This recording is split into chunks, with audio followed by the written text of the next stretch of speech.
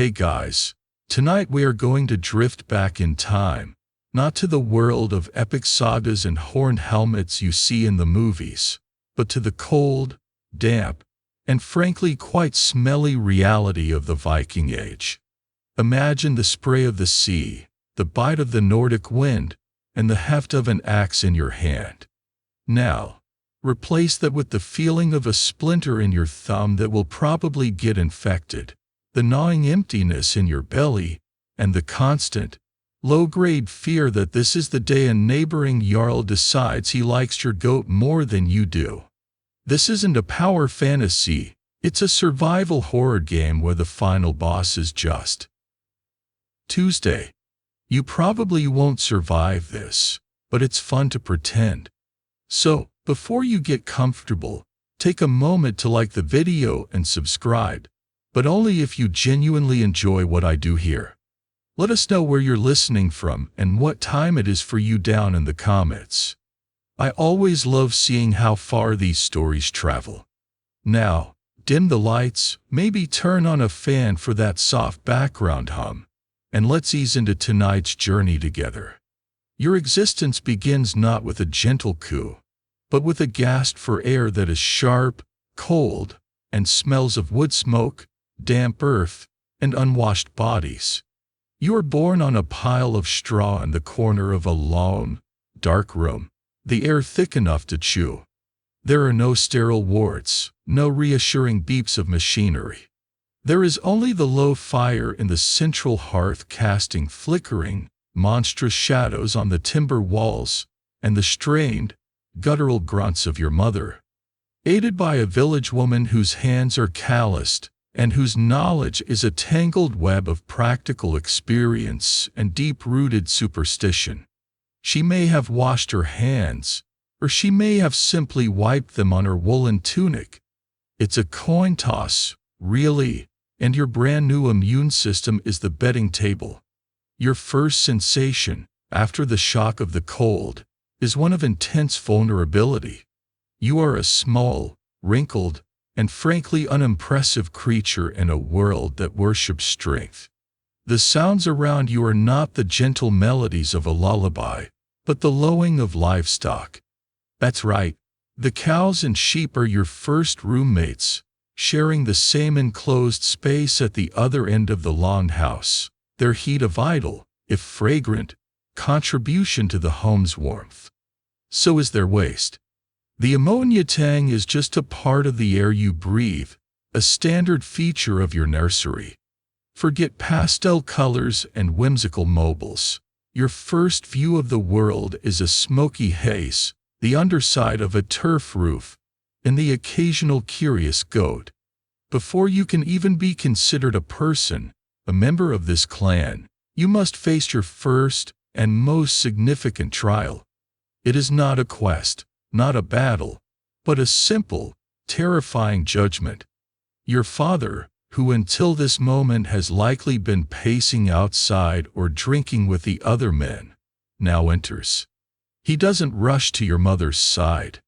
He walks towards you, his face a mask of grim calculation. He picks you up. His hands, rough from the axe and the oar, feel huge and alien against your skin. This is the moment. He turns you over, inspects your limbs, opens your mouth, and searches your tiny body for any sign of weakness, any deformity, any ailment that might suggest you are not fit for the harsh life ahead.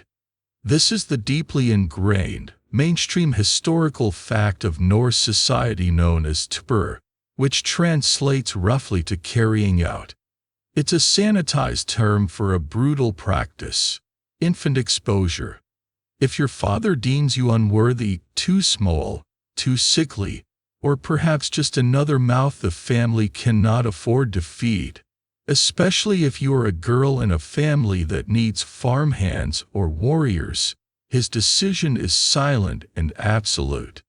He would carry you out of the longhouse, away from the settlement, and leave you on a cold rock or in a desolate patch of woods, left for the gods, or more realistically, for the wolves and the crows. There is no ceremony, no tearful goodbye. It is a practical, unsentimental solution to the unforgiving mathematics of survival. But for you, in this moment, the universe holds its breath. Your father's thumb presses against your ribs. His gaze is intense. He is not looking at his child. He is inspecting a tool, an investment, a potential drain on finite resources. Historians still argue whether infant exposure was a common, last resort solution to famine or a more routine method of family planning and social engineering.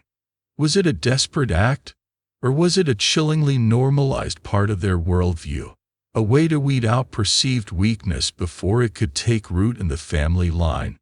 The sagas are filled with stories of heroes who were exposed as infants and miraculously saved, but for every mythical Romulus and Remus, there were thousands of forgotten babies whose cries simply faded into the unforgiving northern wind.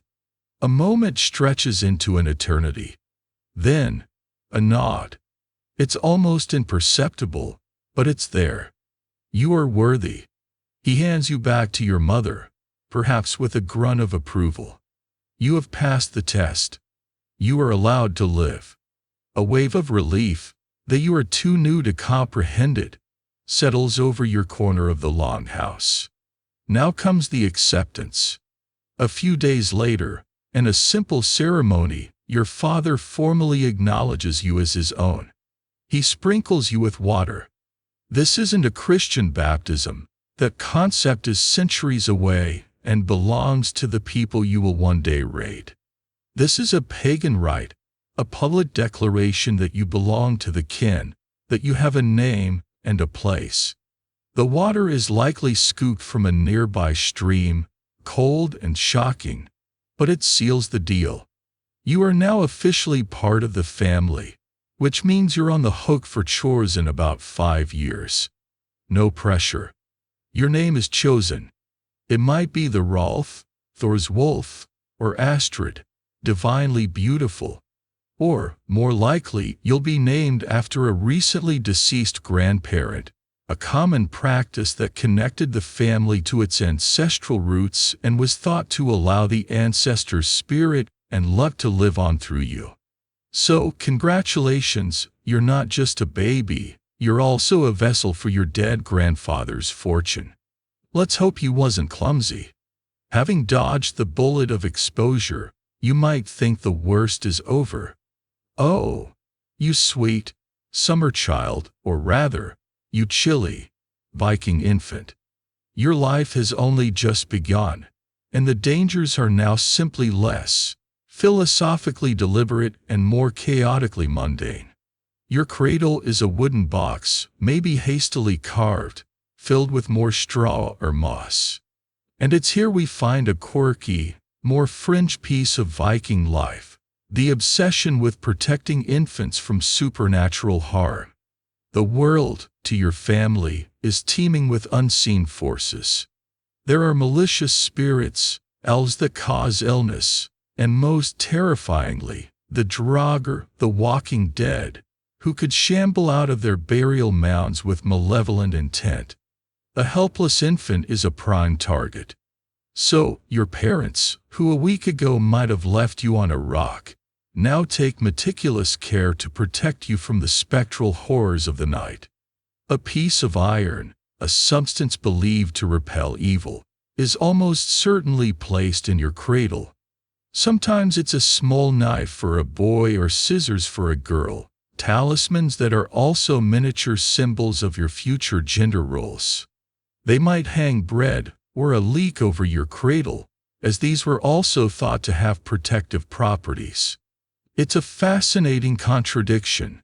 Your life is so fragile that it might be discarded for practical reasons, yet it's so precious that it must be guarded with magical wards against the things that go bump in the night. The threat of a goblin stealing you away is apparently more pressing than the threat of, say, tetanus. Your days are a monotonous cycle. Your mother nurses you, but her diet is poor, consisting mainly of oat or barley gruel, some seasonal vegetables, and whatever protein, mostly fish, is available. Her milk is likely thin, and you are always vaguely hungry. You are swaddled tightly, not just for warmth, but to keep you still and out of the way while the adults work. You spend hours staring up at the smoke-blackened rafters, your world a tiny, confined space. As you grow, the dangers multiply. Once you can crawl, the longhouse becomes a death trap. The central fire pit has no screen. It's just a circle of stones with an open flame, perfect for an inquisitive toddler to stumble into. The animals are a constant presence. A kick from a cow or a bite from a territorial dog is a real possibility. Sanitation is, to put it mildly, not a priority. Waste is thrown out the door, attracting flies and vermin. The water you drink comes from the same well or stream everyone else uses for everything. Your chances of contracting dysentery or another waterborne illness are phenomenally high. Every fever, every rash, every cough is a potential death sentence. There are no antibiotics, no pediatricians. There is only a local healer whose remedies involve bitter herbs and chanting at the moon. It's all very scenic, but not terribly effective against a staph infection.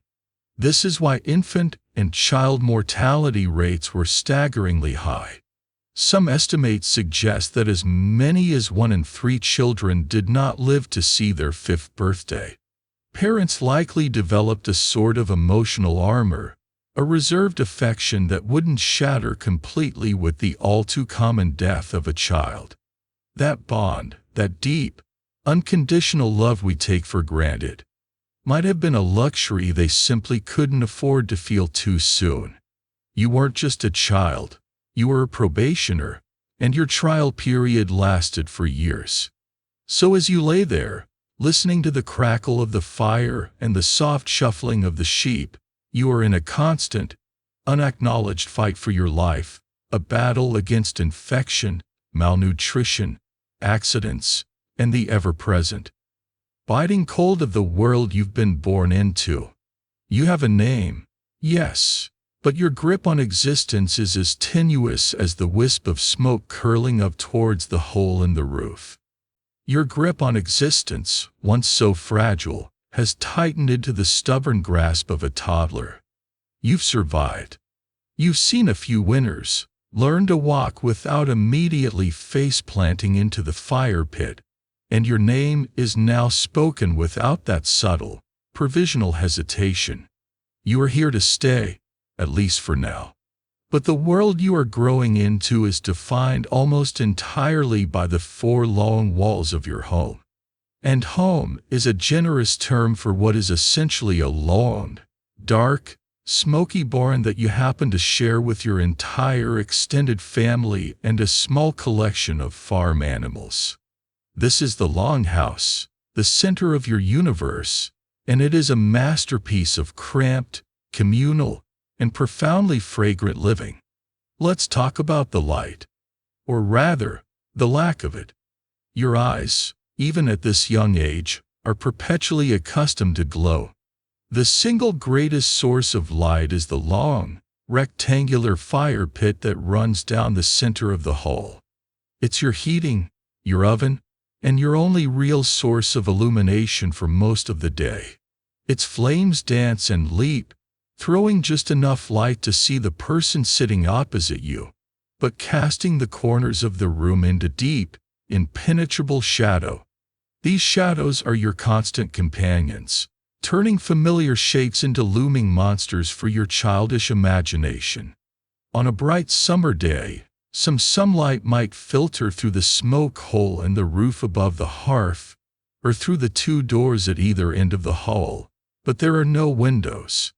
Glass is a treasure beyond imagining, and a simple hole in the wall would be an open invitation to the face-biting Scandinavian wind. So for the most part, you live in a perpetual twilight, a world of silhouettes and murky shapes. Now, take a deep breath. The air you draw in is a complex cocktail of scents, a signature perfume you will forever associate with safety and family, even though by modern standards it would be considered a biohazard. The primary note, the one that clings to your hair, your skin, and the very fibers of your woolen clothes, is wood smoke.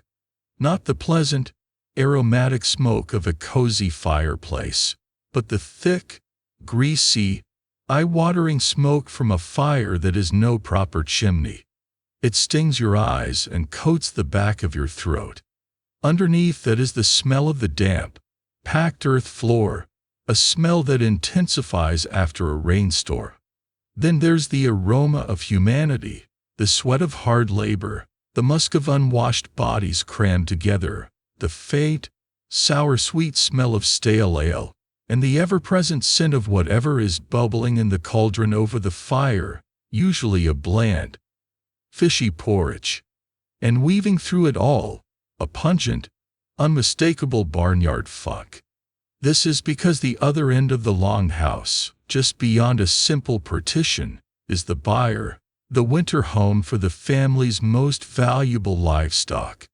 The cows, sheep, and goats are your roommates, and their earthy aromas are just part of the ambience.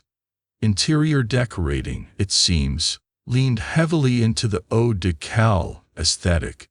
The structure of your home is a marvel of practicality. It's a long, narrow building, its timber frame often bowed outward slightly, giving it the appearance of a ship turned upside down, a fitting design for a seafaring people. The walls are wattled daub, a lattice of woven branches packed with clay, mud, and animal dung, while the roof is thick turf laid over birch bark.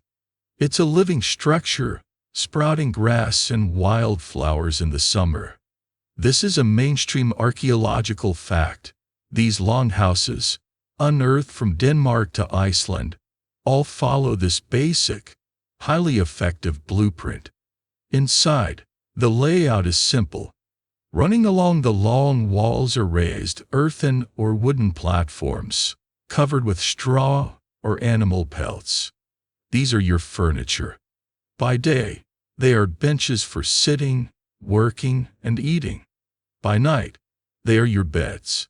You sleep here, side by side with your parents, siblings, and grandparents. There are no bedrooms, no private spaces. Your entire life is lived in the open, in this one great room.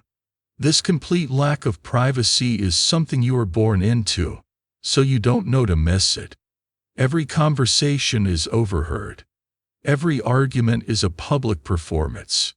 The snores, coughs, and nighttime mutterings of a dozen people create a constant, familiar symphony.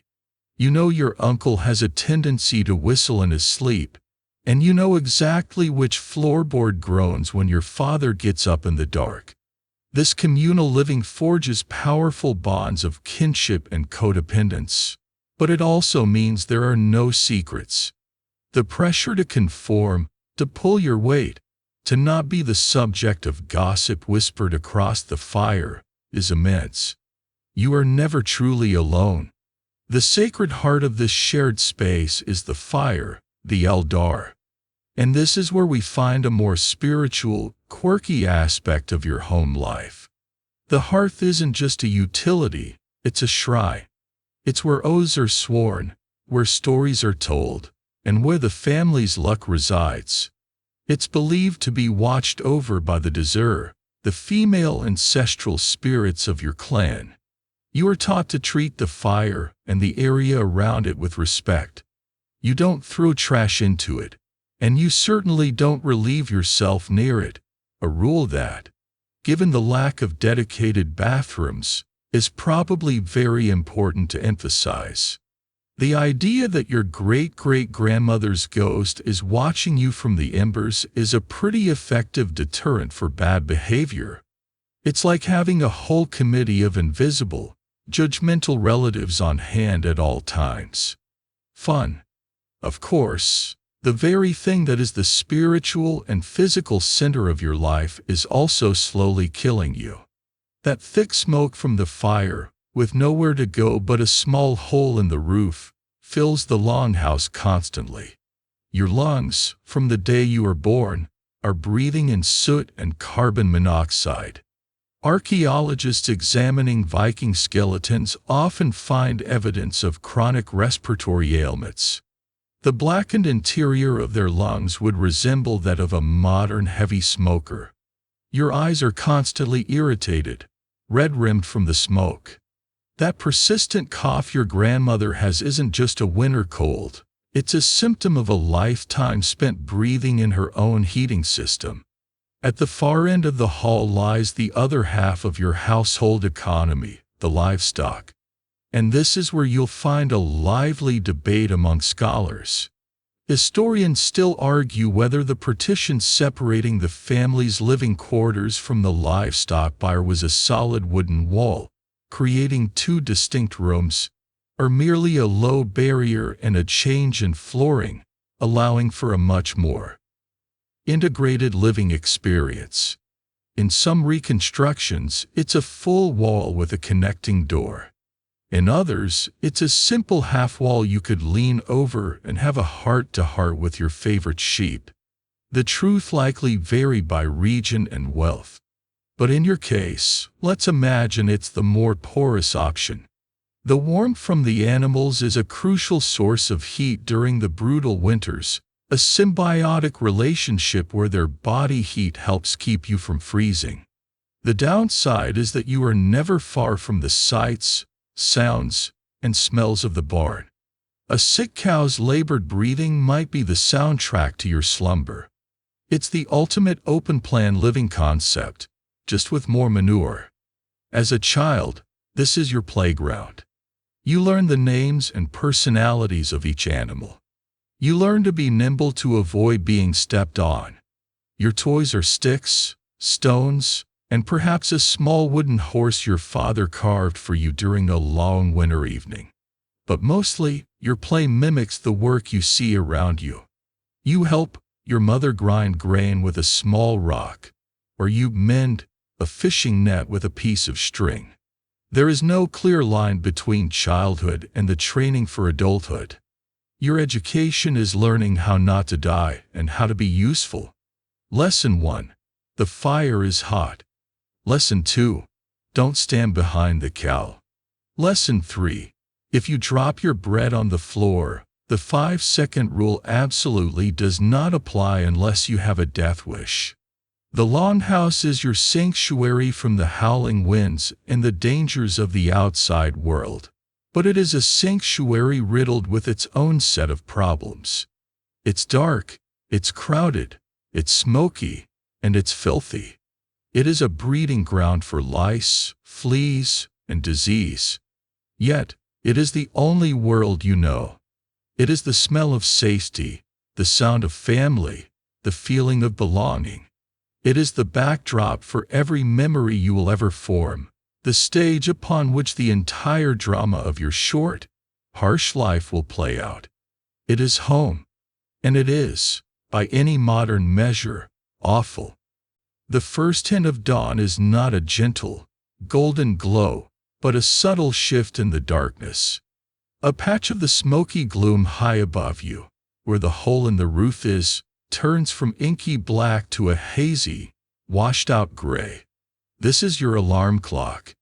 There is no concept of sleeping in, no lingering under warm covers. The moment there is enough light to see by, the longhouse stirs. The fire is stoked from its glowing embers back to life, and the day's work begins. For you, now a child of 7 or 8, the idea of a day without chores is as fantastical as the stories of fire-breathing dragons the old ones sometimes tell. Your life is work. The drudgery isn't a part of your day, it is the entire substance of it. You swing your legs off the wooden sleeping platform, your bare feet meeting the cold, packed earth of the floor. Your breakfast is a scoop of lumpy porridge from the cauldron that was banked over the fire last night, tasting vaguely of yesterday's fish. It's not meant to be enjoyed. It's fuel. As soon as it's down, you have your tasks. If you're a boy, you grab a wooden bucket and head out into the biting morning air to the well or the stream. The water is frigid, and it slops over the sides, soaking your tunic and making your hands go numb. You haul it back for the cooking and the animals. Then, it's off to the woodpile. The axe is too big for you still, but you can gather kindling and stack the logs your father split. After that, you get the truly glamorous job, helping to muck out the byre. That animal warmth you enjoyed all night long doesn't come for free. The mixture of straw and manure has to be shoveled out and added to the midden heap, a steaming pile that will eventually fertilize the fields.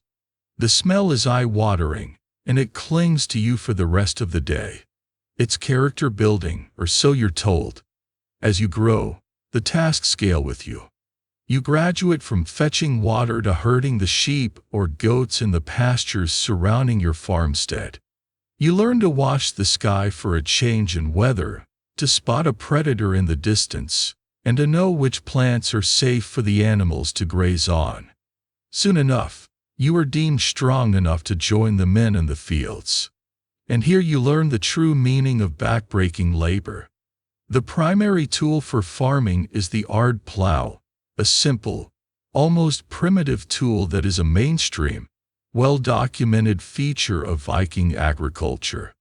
It is essentially a sharpened wooden spike, maybe tipped with a little iron if your family is prosperous, that gets dragged through the earth by a pair of oxen, or, if you're less fortunate, by a single, overworked horse. Unlike a modern moldboard plow, the ard doesn't turn the soil over. It just scratches a shallow furrow into the tough, rocky ground. This means you have to cross-plow the entire field, first in one direction, and then again at a right angle, just to get the soil loose enough for planting. You walk behind this contraption for hours, your hands raw on the wooden handles, your shoulders and back screaming in protest as you lean your entire body weight into it to force the point into the ground. The sun beats down on you, or the cold rain soaks you to the bone. There is no respite. This is your spring. Summer is for weeding, an endless battle fought on your hands and knees. Autumn is the harvest, a frantic race against time to get the barley, oats, and rye cut with iron sickles before the first frost ruins the crop. Your entire winter survival depends on the success of these few weeks. After the harvest, the fields must be prepared again, the hay must be cut and stacked for the animals, and the tools must be mended. There is always a fence to repair, a stone to clear, a leaky spot in the turf roof to patch. The work is a relentless, seasonal cycle that grinds you down, day by day. If you are a girl, your world of work is different, but no less punishing. Your domain is the longhouse and its immediate surroundings, a sphere of labor that is constant and incredibly varied. Your first chores are to help your mother. You learn to churn milk into butter in a tall, wooden plunge churn, a process that takes what feels like an eternity of rhythmic, arm-numbing work. You learn to grind the harvested grain into flour using a cornstone. This involves kneeling for hours, pushing a heavy stone hand mill around and around in a circle on top of a larger, stationary stone. It's a mind-numbingly dull and physically exhausting task that strengthens your arms and shoulders for a lifetime of similar labor. Think of it as the world's least exciting stationary bike, and the only prize you win is bread. Your primary and most time-consuming responsibility, however, is the creation of textiles. Clothing isn't bought. It's the product of a year-long, intensely laborious process that you must master. It begins with the sheep, which you help to shear. Then the greasy, filthy wool must be cleaned and carded, combing it between two bristled paddles to align the fibers. After that comes the spinning. You are handed a drop spindle, a weighted stick, and you learn to twist the wool into thread, a skill that requires incredible dexterity. You walk around the longhouse with your spindle, spinning thread as you watch the stew, as you talk, as you rock a younger sibling. It is never-ending. Once you have enough thread, it must be dyed using pigments boiled from plants, lichens, and minerals you forage for in the woods.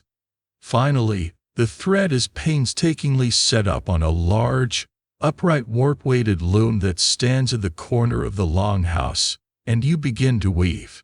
The rhythmic clack of the loom is the soundtrack to the female experience, a constant presence from dawn until the light fails. Every tunic, every cloak, every blanket is a testament to weeks of this relentless work. Between all this, you are responsible for food preparation, tending the garden, preserving meat and fish by smoking or salting them for the winter, foraging for berries and nuts, baking dense, gritty flatbread on hot stones over the fire, and of course, managing the perpetual stew pot. All while also caring for the younger children, ensuring they don't wander into the woods or the fire. Amidst this world of gritty, practical toil, there are rare objects of wonder. Perhaps your father, who sometimes trades overseas, owns a Solarstein, a sunstone. This is a quirky, almost magical artifact mentioned in the sagas. It's a piece of calcite crystal that has the strange property of polarizing light, allowing a skilled user to pinpoint the location of the sun even on a completely overcast day. It is a tool of navigation, a secret of the sea. But to you, it looks like a captured piece of sunlight, a magical gem in a world of wood, iron, and wool. It's a reminder that even in this life of grime and labor, there are still mysteries and a cleverness that transcends the mud on your boots. The division of these tasks seems absolute. Men work outside, women work inside. But real life is often messier than that. And so, historians still argue whether the division of labor was rigidly enforced, or if women regularly participated in harvest work and men took on domestic tasks out of sheer necessity, particularly on smaller, more isolated farmsteads. When a crop had to be brought in before a storm, it's likely that every available pair of hands, male or female, young or old, was out in the field with a sickle. Survival trumps tradition every time. This life of dawn-to-dusk drudgery leaves its mark on you. You are always tired. There is an ache in your bones that you come to accept as a normal state of being. Your hands are never soft. They are calloused, scarred, and permanently ingrained with dirt. Skeletal remains from this period tell a clear story of a hard life. Worn-out joints, rampant arthritis even in young adults, stress fractures, and compressed spines from years of heavy lifting. Your body is a tool, and like any tool, it is being worn down with use. You may dream of adventure, of sailing away to distant lands, but the truth for most Vikings was this endless, grinding reality of the farm. Your greatest battle is not against a Saxon shield wall, but against the stubborn earth, the coming winter, and the slow, inevitable wearing down of your own body. All that work, the plowing, the weaving, the endless grinding and hauling, burns a furious amount of energy.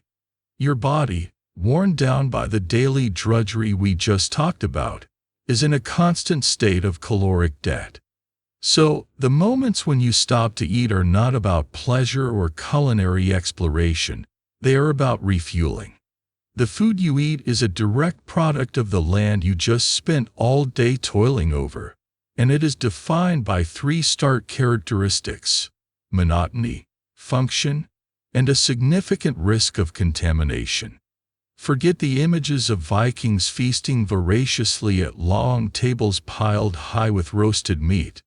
That was for the 1%, the Jarls, and their retinues after a successful raid. Your reality is much, much gloopier. Twice a day you gather around the central hearth. The morning meal is the gur, and the evening meal is the ntver. The menu for both is often shockingly similar. The centerpiece of your diet, the fuel that makes up the bulk of your calories, is a thick, steaming porridge. It's made from the oats or barley you harvested, boiled with water or, on a good day, milk. It's served in a simple wooden bowl, and you eat it with a carved wooden or bone spoon. There is no sugar.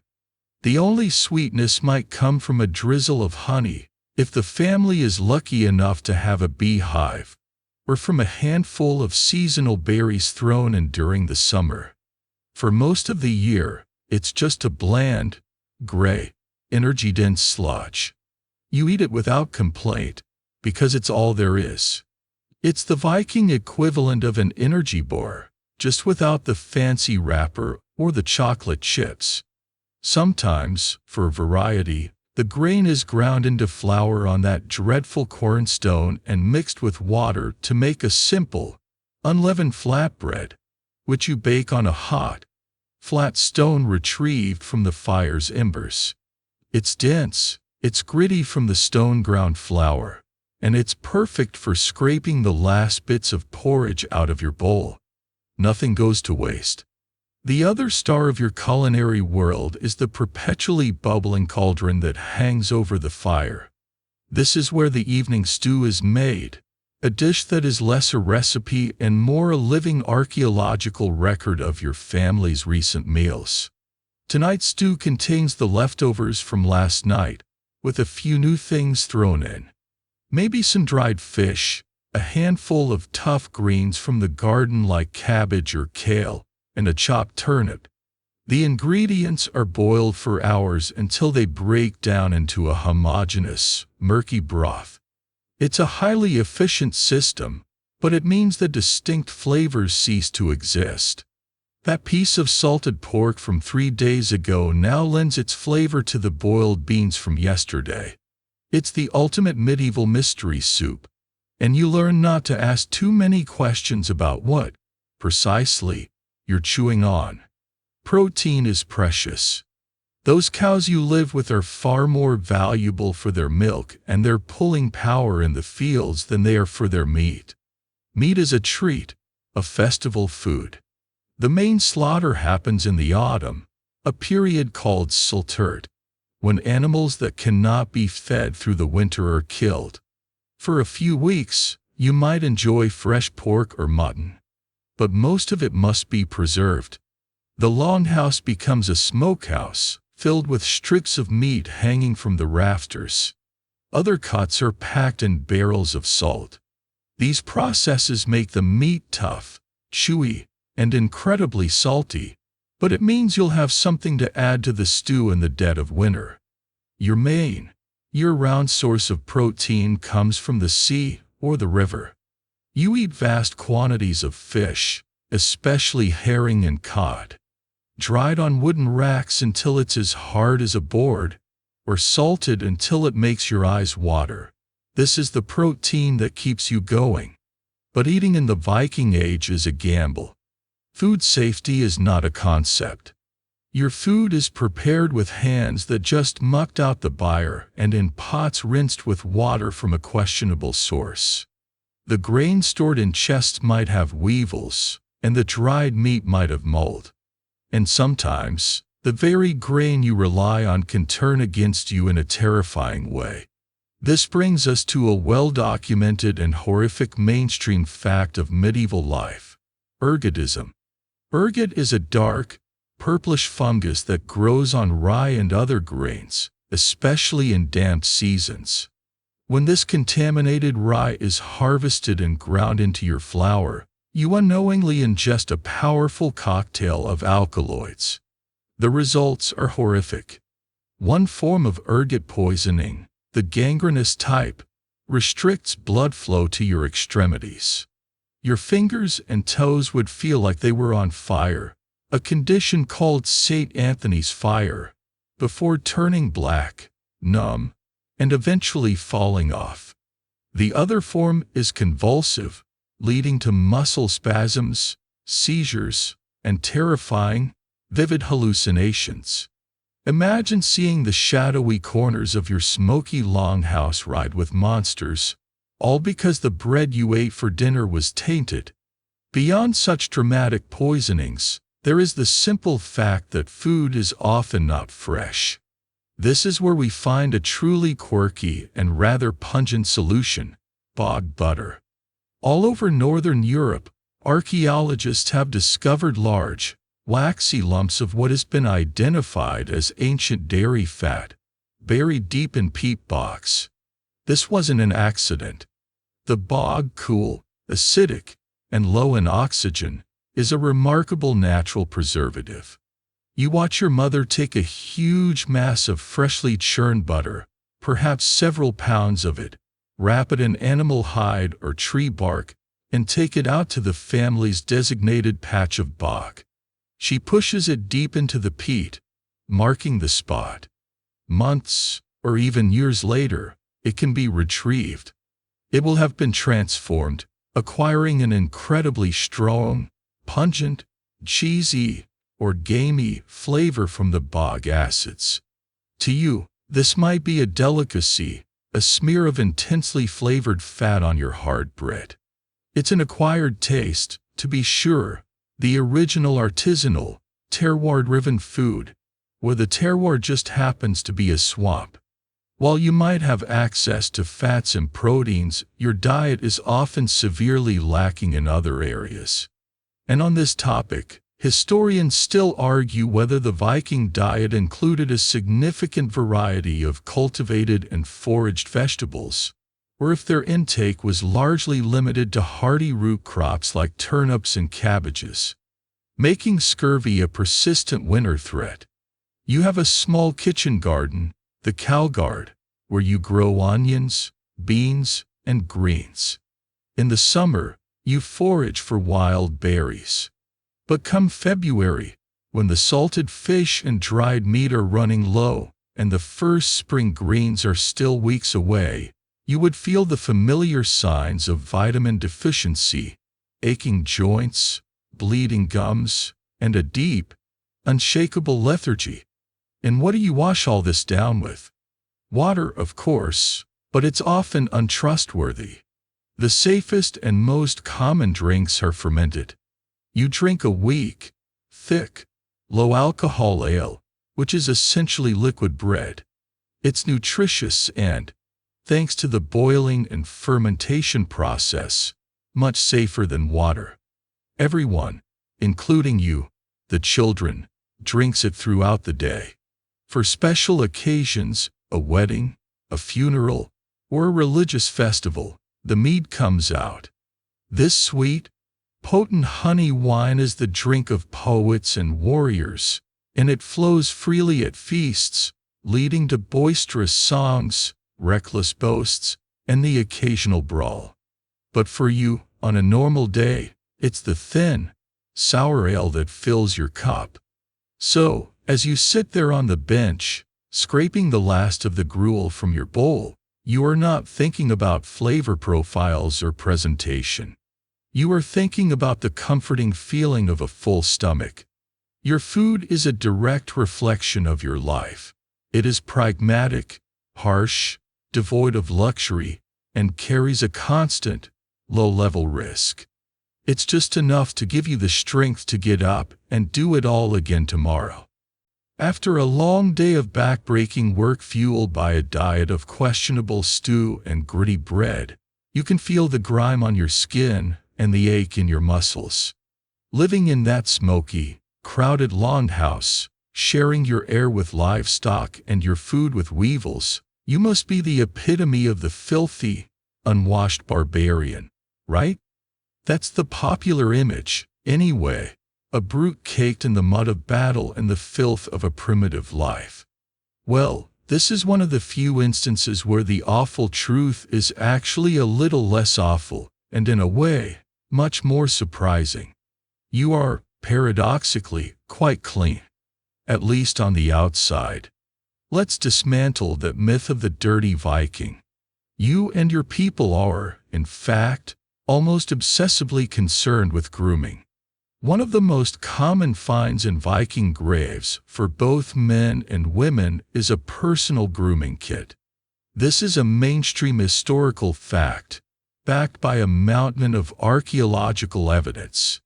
Tucked into a burial plot beside a warrior's axe and shield, you'll find a delicate set of bronze or bone tweezers, a slender rod for cleaning out your ears, yes, a dedicated ear spoon, and most importantly, a comb.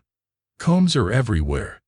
They are carved from antler, bone, or wood, often beautifully decorated with intricate patterns. A Viking without a comb was like a warrior without a weapon, unprepared. So, your daily routine begins not just with a gulp of porridge, but with grooming. You splash icy water on your face. You take out your comb and meticulously work through your hair, and if you're a man, your beard. Long hair and beards were a source of pride, but left untended, they would quickly become a tangled, lice-infested mess. The comb was your first line of defense. You might use your tweezers to pluck a stray eyebrow hair or a particularly stubborn splinter. This isn't vanity as we know it. It's a fundamental part of personal maintenance, of presenting yourself as a civilized human being, not a wild beast. And then there's the bath. The English, and other Europeans you encounter, considered your people to be bizarrely fixated on bathing. While a medieval English peasant might have a full body wash a few times a year, you do it weekly. In fact, the Old Norse word for Saturday, lagerdager, literally translates to washing day or bath day. This isn't some obscure linguistic trivia. It's a clear indicator of a deeply ingrained cultural habit. Once a week, the whole household partakes in a bath. Water is heated by dropping stones, glowing hot from the hearth, into a large wooden tub. You'd strip down and take turns soaking in the hot, steamy water, scrubbing your skin with a rough cloth and perhaps a harsh, lye-based soap. It's a social ritual as much as a hygienic one, a chance to relax your aching muscles and gossip with your family. An English chronicler from the 13th century, John of Wallingford, even complained bitterly that the Danish Vikings, due to their dastardly habits of combing their hair every day, bathing every Saturday, and changing their clothes frequently, were successfully seducing English noblewomen. You're not just a raider, you're a clean-cut, well-groomed heartbreaker, and the locals are frankly quite jealous. But here is the awful, squirming truth. While you are polishing your exterior to a respectable sheen, your interior is a writhing mess. Your hygiene is literally skin-deep. This is where we get to the quirky, and frankly disgusting, tidbit from the annals of archaeology: coprolite analysis. Scientists have studied fossilized human feces, coprolites, from Viking-era latrine pits, most famously at the settlement of Coppergate in York. And these ancient droppings tell a gruesome story. Your gut is an absolute ecosystem of parasites.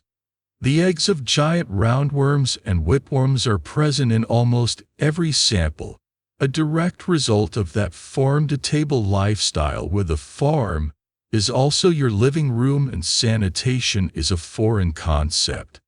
You eat food contaminated by human and animal waste, and you become a walking, talking host for a menagerie of internal freeloaders. You don't know what these parasites are, of course. You just know that you have a near-constant, dull ache in your stomach. You feel a gnawing hunger that a bowl of gruel never quite satisfies.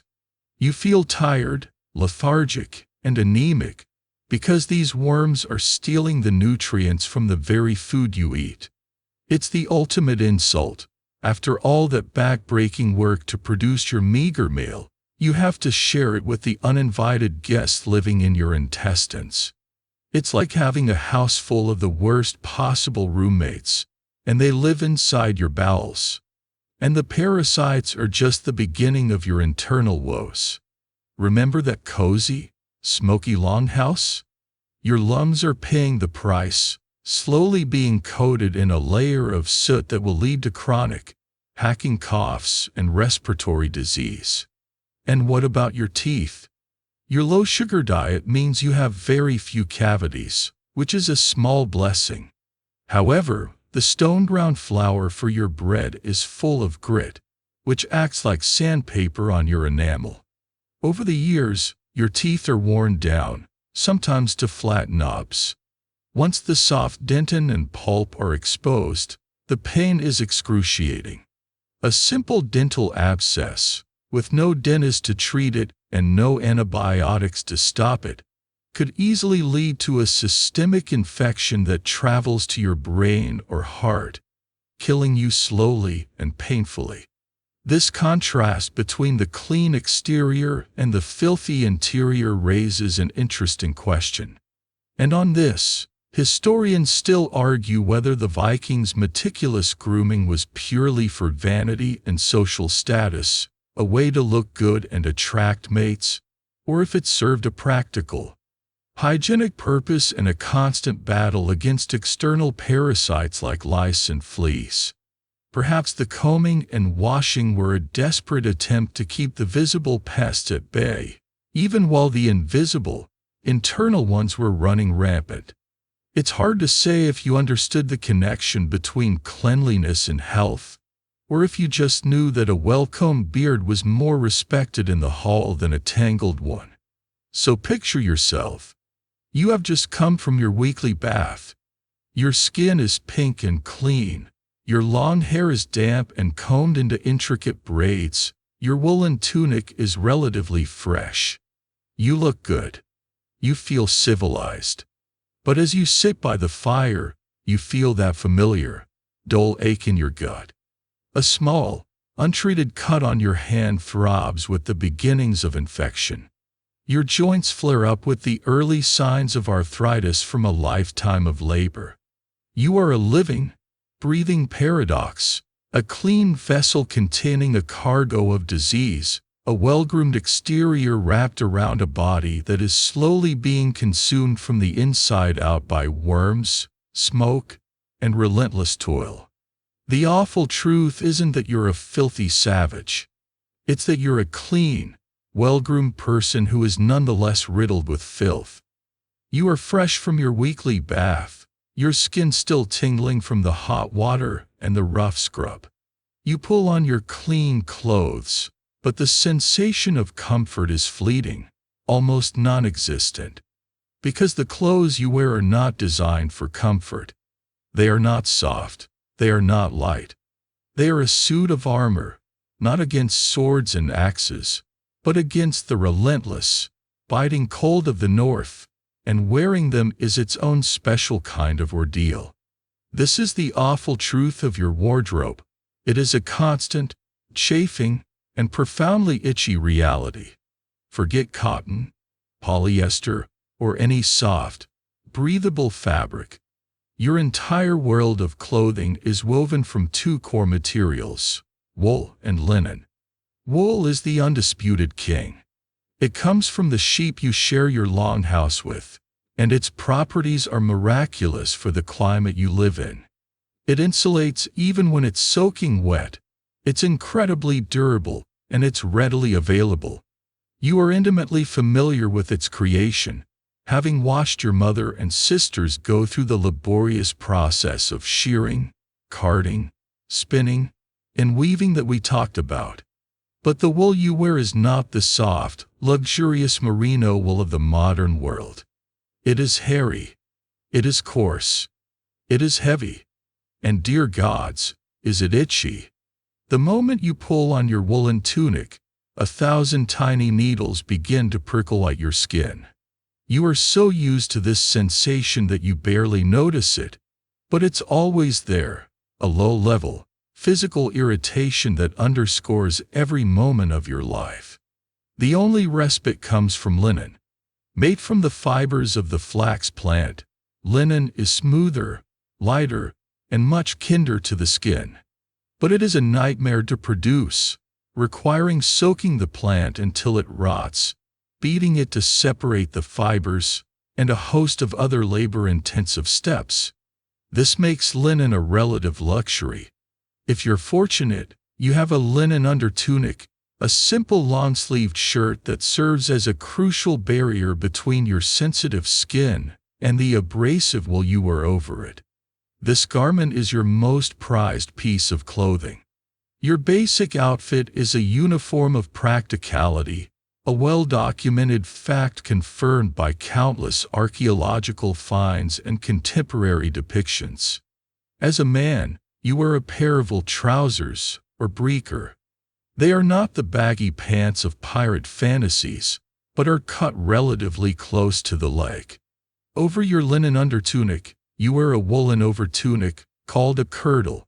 It's a simple T-shaped garment, perhaps reaching your mid-thigh, with a hole for your head and 2 sleeves. It's held tight at the waist with a leather belt. If you were a woman, your foundational layer would be a long linen dress, over which you'd wear the iconic Viking Age garment, a sleeveless tube of wool, often called an apron dress or smocker. This is held up by 2 straps that loop over your shoulders and are fastened at the front with a pair of large, oval brooches, which are often ornate and beautiful, a key indicator of your family's wealth and status. But knowing the names of the garments doesn't convey the feeling of wearing them. The layers are heavy. The wool doesn't breathe well, so in the summer or during hard labor, you feel swamped and stuffy. It restricts your movement in subtle ways. And it stinks. Wool is fantastic at absorbing and retaining odors. After a few hours, your clean tunic smells of sweat, the smoke from the longhouse hearth, and whatever you are cooking for dinner. Your clothes are a wearable diary of your daily life. You might think, given the harshness of your life, that your clothing would be a drab affair of browns and grays. But you would be wrong. You love color. Your people take great pride in dyeing your threads before weaving, creating surprisingly vibrant clothes.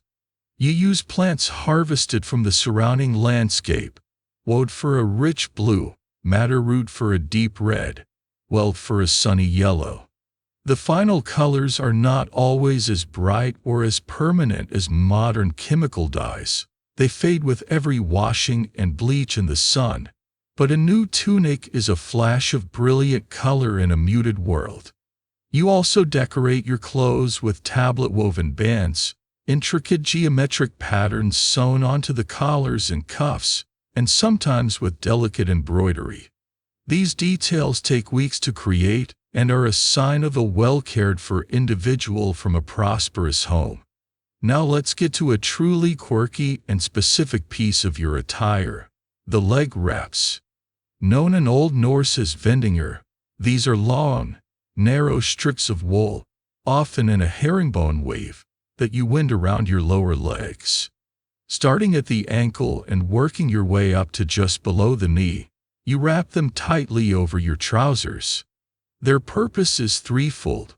They provide an extra layer of warmth, they offer support to your muscles during long treks, and they protect your shins from thorns, branches, and mud. Every morning, you perform this tedious ritual of wrapping. Too loose, and they'll sag around your ankles within an hour. Too tight, and your feet will start to go numb. It's a fussy, time-consuming process for what is essentially a pair of woolen socks worn on the outside. It's a perfect example of Viking fashion, endlessly practical, a bit awkward, and probably quite itchy. Of course, the existence of a linen undertunic raises a delicate question about what lies beneath. And on this point, historians still argue whether Vikings wore any form of dedicated underwear beyond a simple linen undertunic, or if, for many, the coarse woolen trousers were worn directly against the skin. Loincloths or simple shorts made of linen, known as nabreaker, are mentioned in some sagas, but physical evidence is virtually non-existent as the fabric rarely survives. So it's entirely possible that for many people, especially the less well-off, there was nothing between you and that scratchy, unforgiving wool. It's a thought that could make you shiver for reasons that have nothing to do with the cold. Your defense against the elements is completed by a few key accessories. Your shoes are simple turn shoes made of soft leather, sewn together while wet and then turned inside out to hide the seams. They offer little in the way of support or waterproofing. Your feet are often damp and cold. Your most versatile garment is your cloak. This is a large rectangle of thick, heavy, felted wool, which can be oiled to make it water-resistant. You fasten it on your dominant shoulder with a large pin, leaving your sword arm free. This cloak is your raincoat, your windbreaker, your blanket on a cold night, and a cushion when sitting on a hard bench. It's the original multi-tool of clothing. So as you move through your day, you are constantly aware of your clothing. You feel the pull of the heavy cloak on your shoulder, the clammy dampness of your shoes, and the ever-present, inescapable chafe of the wool. It's a constant sensory reminder of your place in the world, a world where comfort is a distant dream, and survival is a matter of wrapping yourself in the hide of an animal and hoping it's enough to see you through another day. That itchy woolen tunic on your back and the simple leather belt at your waist are more than just practical garments. They're your uniform. The quality of the wool, the brightness of the dye, the material of the brooch that fastens your cloak. These are all subtle signals that place you instantly on the unforgiving social ladder of your world. This is not a society that believes all men are created equal. It's a rigid, three-tiered system, ordained by the gods themselves, where your birth determines the entire course of your life. Moving up is nearly impossible. Falling down is terrifyingly easy. The structure of your society is laid out perfectly in a famous poem called the Roxala. This is a mainstream historical and literary touchstone for understanding the Viking mind. The poem tells how the god Rig, who is probably Heimdall in disguise, walks the earth and sires the ancestors of the three social classes. First, he visits a hovel and sleeps between a destitute couple named Ianetta, great-grandfather and great-grandmother. 9 months later, Etta gives birth to a dark-haired, ugly baby named Thrall. From him, the entire class of slaves is descended. Next, Rig visits a well-kept farmhouse and sleeps between Afi and Amma, grandfather and grandmother. Amma later gives birth to a ruddy, bright-eyed boy named Carl. From him, the class of free farmers is descended. Finally, Rig visits a great hall and sleeps between Fair and Mir, father and mother. Mir gives birth to a fair-haired, sharp-eyed boy named Jarl, the ancestor of all aristocrats. It's a tidy piece of divine propaganda, really. It tells you that your station in life isn't an accident of economics. It's a matter of divine bloodline. You are what you are because a god decided it generations ago. Let's assume you were born into the middle, and by far the largest, of these groups. You are a Carl, a freeman. This means you are the backbone of society. You are a farmer, a craftsman, a fisher, perhaps a trader. You likely own your own small plot of land, the farmstead, or bewire where you live in that smoky longhouse we've already explored. As a Carl, you have rights. You have the right to bear arms. Your spear and shield are symbols of your status as a freeman. You have the right to attend the local assembly, the thing, and have your voice heard on matters of law and justice. You cannot be struck or killed without consequence. Your life has a price, a wergild, a man price payable to your family if you are slain. But this freedom is a heavy burden. Your status as a Carl is entirely dependent on you maintaining your independence. Your wealth is measured in land, livestock, and silver. A few bad harvests, a disease that sweeps through your cattle, or a disastrous trading voyage could leave you destitute. If you fall into debt to a wealthier neighbor, you could be forced to sell your land, and eventually, even yourself or your children, into servitude. Your freedom is a tightrope walk over a chasm of thraldom. You are free, but you are also trapped in that cycle of dawn to dusk drudgery, forever working to keep your head above water. Your freedom is, essentially, the freedom to work yourself to death for your own benefit, rather than for a master's. Now look down the ladder. In the corner of your own longhouse, or working in the fields of the local Jarl, are the thralls. They are the bottom rung, the foundation upon which the entire economy is built.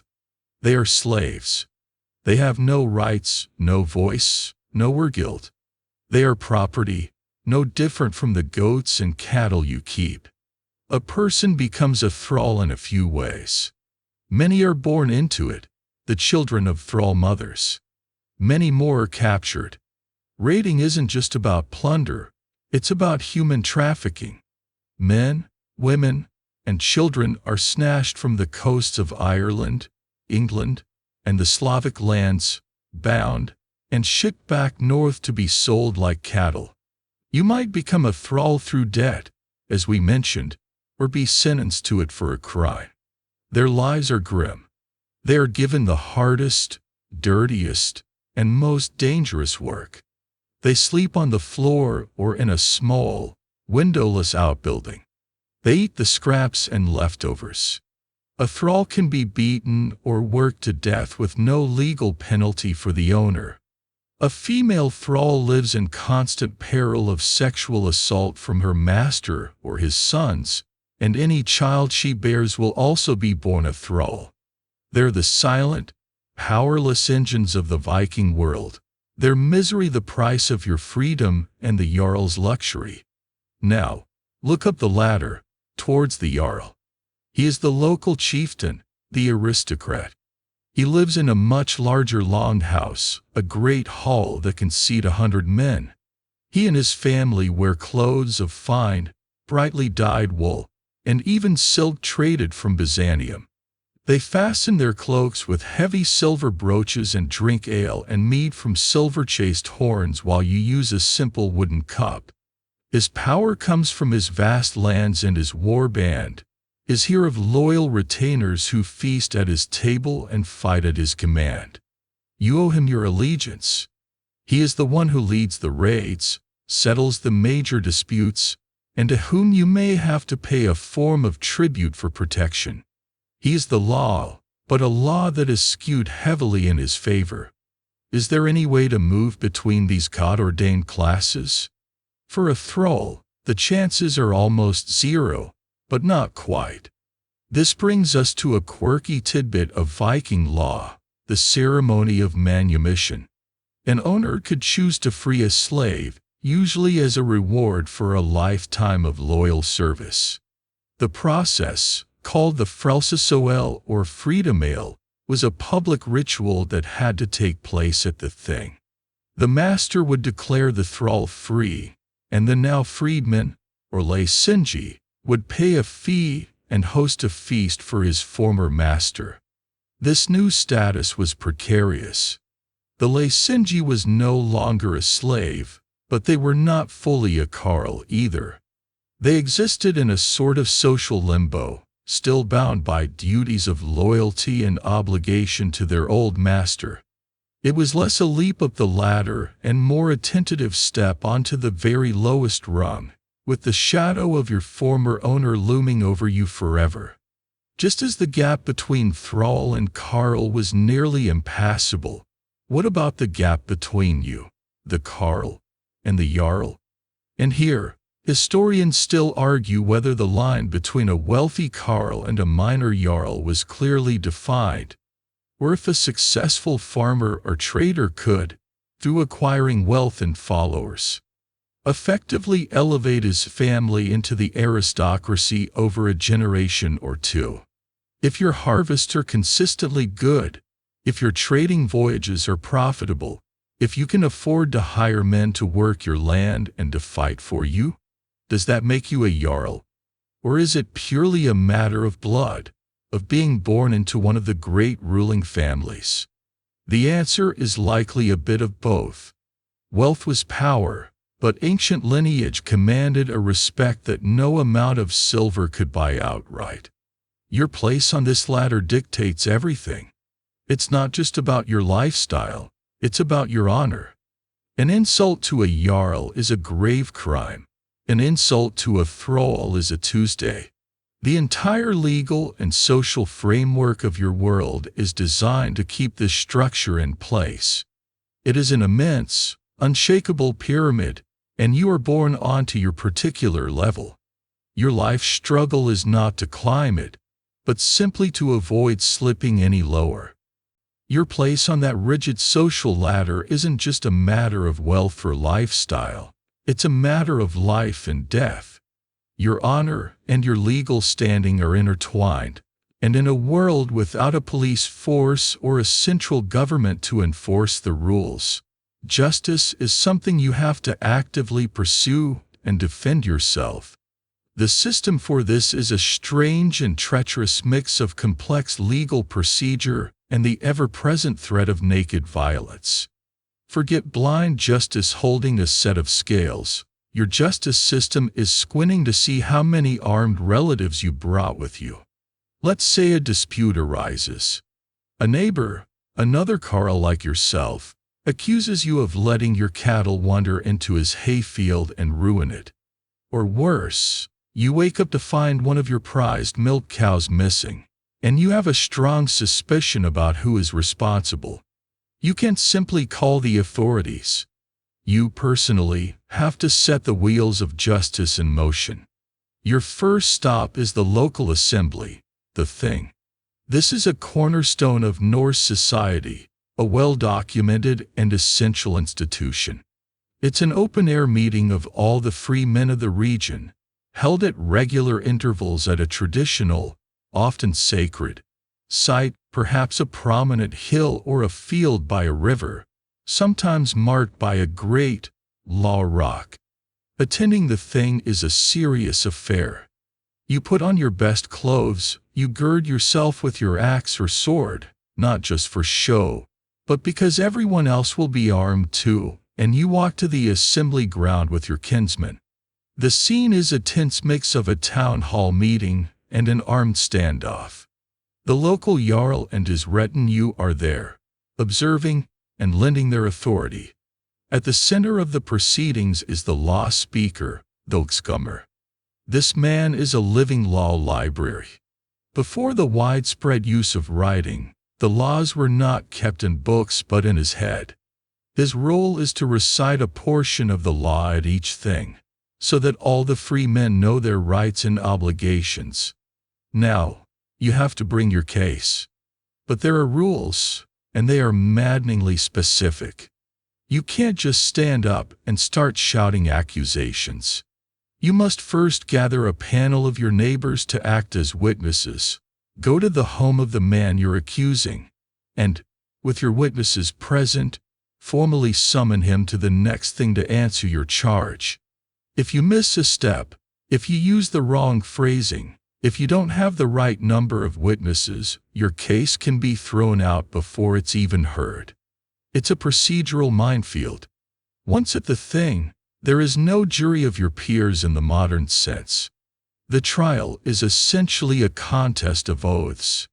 You will state your case, and then you and a number of your supporters, your oath helpers, will swear a sacred oath, perhaps upon a holy arm ring dedicated to a god, that your claim is true. Then, the accused gets his turn. He and his oath helpers will swear that he is innocent. The side that can produce more oath helpers, or whose helpers are of a higher social standing, is often the one believed. A Jarl's oath is worth more than a poor farmer's. Your reputation, your honor, and the strength of your family, call back to Section 7, are your primary legal assets. It's less about forensic evidence and more about social clout. Bringing your biggest, toughest-looking cousins to the meeting is the Viking equivalent of hiring a top-tier law firm. If you win your case, the punishments are limited. There are no prisons. The most common sentence is a fine, a compensation to be paid in silver, livestock, or wool. For more serious crimes, the punishment is outlawry. A lesser outlaw is exiled for 3 years, their property confiscated. But for the worst crimes, like a shameful murder, the sentence is full outlawry. The guilty party is declared Skarmer, a forest man. He is a wolf, no longer considered human. His property is forfeit, and any person can hunt him down and kill him without any legal penalty. It is a death sentence, just outsourced to the public. But what happens when oaths aren't enough? What if the insult to your honor is too deep to be salved with a handful of silver? This is where the law gets truly bizarre and violent, with the quirky and terrifying ritual of the Honk Gang, or Allengoing. This was a legally recognized duel to settle a dispute that couldn't be resolved through other means. It was, in essence, a trial by combat. The rules were strangely specific. The duel might be fought on a small island or a marked-out cloak on the ground. Each combatant was allowed a certain number of shields. Once those were broken, you had to defend yourself with your weapon alone. The fight might be to first blood, or to the death. Stepping outside the designated dueling area was a sign of cowardice and meant an automatic loss. It was a way of asking the gods to show who was in the right, a system of jurisprudence that involved hitting each other with axes until the truth emerged. The entire legal system was a delicate dance, held in a precarious balance by the memory of one man, the law speaker. And this is a point of contention, where historians still argue whether the law speaker was merely a living repository of the law, reciting it by rote, or if he held a more interpretive, judge-like role, capable of influencing verdicts through his particular phrasing and emphasis. In a world without written statutes to consult, the subtle power of the man who literally spoke the law must have been immense. Of course, many disputes never made it to the thing at all. The most serious crime was the killing of another person. When a member of your family is killed, your kin has the right, and more importantly, the duty to seek vengeance. The first option is to demand the wergild, the man price we mentioned before. This was a huge sum of money, carefully calculated based on the dead person's social status, intended to compensate the family for their loss and prevent further bloodshed. But if the offending family refuses to pay, or if your family decides that honor demands blood, not silver, a feud erupts. This isn't random violence. It's a structured, often multi-generational cycle of retaliatory killing. You might wait years to exact your revenge, striking when your enemy least expects it. The feud was a cancer on the community, but it was a direct consequence of a legal system where the ultimate enforcement of justice fell upon the victim's family. This is the awful truth of your legal world. There is law, there is procedure, there is a forum for your grievances. But at every stage, it is underpinned by force. Your case at the thing is strengthened by the swords of your kin. Your honor can be defended in a formal duel. Your family's ultimate security rests on its willingness and ability to exact blood revenge. Justice is not a right given to you by the state. It is a privilege you and your family must be strong enough to take and to hold, often at the point of a sword. We've just left you in the world of men, a world where justice is debated at the boisterous, all male assembly of the thing and settled with the cold edge of a sword. It's a world of oaths, honor, and open violence. But as you stand there on the low rock, or at the edge of the dueling circle, you have a wife, a sister, a mother back at the farmstead. What about her world? What if you, the listener, were born not into the role of the farmer and warrior, but into the life of a Viking woman? Your reality is entirely different, governed by an equally strict, though unwritten, code. It is a world of immense responsibility and profound respect, but it is also a world with very firm, very close walls. It is a world symbolized by a set of heavy iron keys. As a woman, your domain is not the outworld of politics, trade, and raiding. Your domain is the in-world, the longhouse itself. You are the Husfrija, the mistress of the household, and this is no trivial title. Your authority is absolute within the domestic sphere, and its most potent symbol is a set of keys that you wear hanging from your brooches or on a chain at your waist.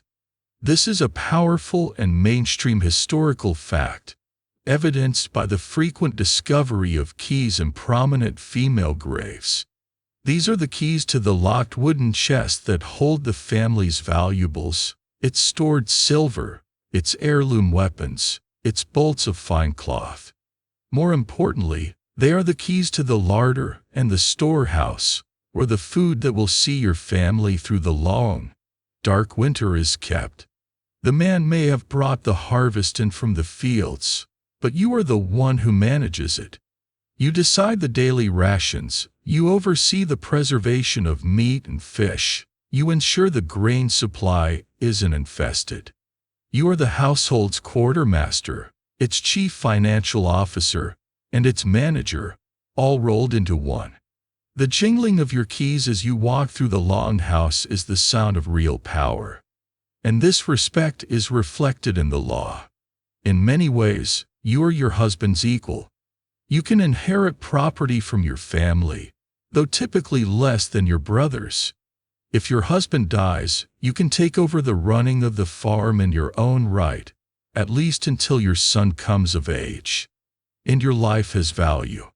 The wergild, the blood money owed to your family if you are killed, is exactly the same as a man of your equivalent social rank. You are not his property. In fact, you hold a power that shocks many people who study your era. You have the right to divorce your husband. The grounds are surprisingly broad. If he fails to provide for you and the family, if he strikes you, or if you bring shame upon the household, you can declare yourself divorced. In one of the more unusual clauses from the Icelandic law codes, a woman could divorce her husband if he wore clothes considered too effeminate, specifically shirts cut so low they revealed his nipples.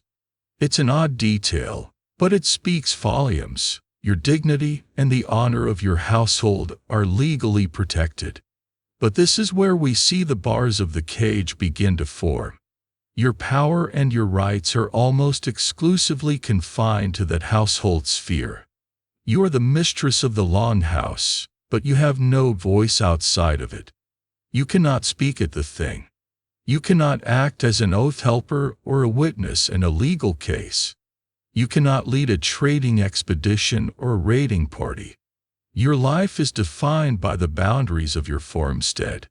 Your primary value, in the eyes of the wider community, is in your ability to manage a household and, most importantly, to forge alliances through marriage, a topic we will delve into soon. Your personal honor, unlike a man's which is tied to bravery and wealth, is inextricably linked to your sexual fidelity and modesty. A whisper of scandal about you could stain your entire family's reputation and even spark a blood feud. You carry the weight of your family's domestic honor on your shoulders every single day. However, there was one path for a woman to achieve power and influence that operated entirely outside these normal social rules. This is our quirky and slightly spooky tidbit: the role of the vulva, or seeress. The vulva was a female practitioner of a specific kind of Norse magic known as seer. She was a wanderer, a prophetess, an oracle. She existed outside the normal bounds of kinship and community, traveling from farm to farm, offering to tell fortunes or perform magical rites in exchange for food, shelter, and respect. When a vulva arrived at your longhouse, it was a major event. Even the most powerful jarl would greet her with deference, lead her to the high seat, and offer her the best food. You, as the Husfrija, would treat her with a mixture of fear and awe. She was a conduit to the gods and the fates, a woman whose power was not domestic but cosmic. She was the great exception that proved the rule of female confinement. Of course, no discussion of Viking women is complete without a certain iconic image, and it's here we find a major scholarly debate. Historians still argue whether the Shield Maiden, the Skjoldmur, was a genuine, if rare, social reality for Viking women, or merely a powerful literary trope found in the sagas to explore themes of gender and fate. The sagas are filled with tales of women who bucked convention, took up arms, and fought alongside men. But the archaeological evidence for female warriors is scant and highly contested. For every one grave that might possibly contain a high-status female warrior, there are thousands of graves of women buried with their keys, their weaving tools, and their jewelry. So while the idea of the Shield Maiden is a powerful and romantic one, the reality for 99.9% of the women of your time, was a life dedicated not to the sword, but to the spindle and the keys. Your battlefield was not the shield wall, it was the birthing bed. A staggering number of women in your time died in childbirth, a danger you faced with every pregnancy. Your daily struggles were not against foreign armies but against dwindling food stores, against sickness sweeping through your children, against the endless, grinding work of turning wool into clothing and milk into cheese. The power you wield is real, tangible, and respected. But the keys at your waist are also a chain, binding you to the hearth and home. They jingle with every step, a constant, metallic reminder of both your authority and the unbreachable walls of your cage. The keys jingling at a woman's waist are a symbol of her power within the home, but they also represent her family's most valuable bargaining chip. In a world where alliances mean survival, your marriage is not the culmination of a love story. It is the signing of a contract. It's a cold, hard, and deeply practical bargain between two families, designed to merge power, consolidate land, and secure a future. Romance is not on the agenda, a favorable exchange rate is. Whether you are the man or the woman in this scenario, your personal feelings are, at best, a secondary consideration. If you are a young man, a Carl who has just inherited your father's farm, your family will seek a bride for you who comes from good stock, who is known to be hard-working, and whose family can offer a respectable dowry. You aren't looking for a soulmate.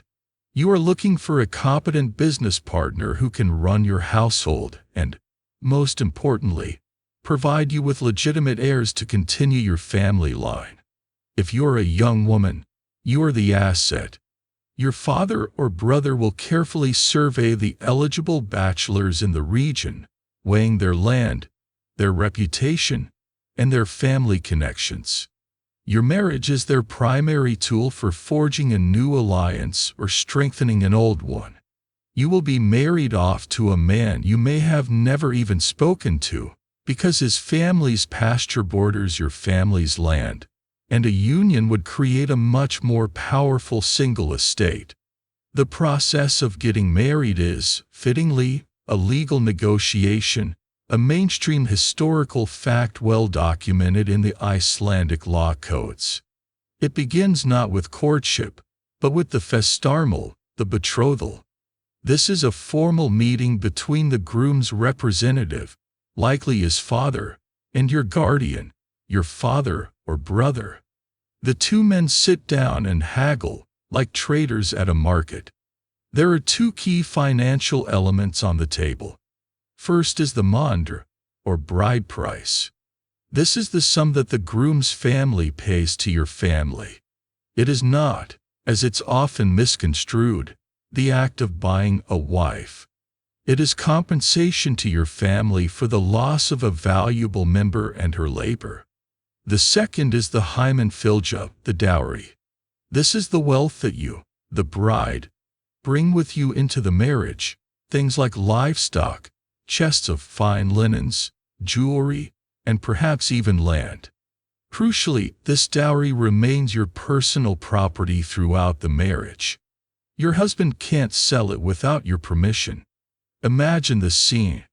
Your father and your potential father-in-law sitting across the fire in the longhouse, arguing over the value of a few cows versus a prized brooch, while you are perhaps serving the meal, your face a neutral mask. Your entire future being decided a few feet away. There are no heartfelt proposals on one knee, no exchanging of rings. There is only a cold calculation of assets and a firm handshake to seal the deal. Once the terms are agreed upon, the wedding feast, or brúðkaup, can be planned. This is the public ceremony that makes the contract official. It's a massive party, often lasting for 3 or more days, and its primary purpose is to show off the wealth and status of the united families. Ale and mead flow in rivers. A great deal of mead is roasted. Oaths are sworn, and gifts are exchanged between the two families, such as ancestral swords, to symbolize the new bond of kinship.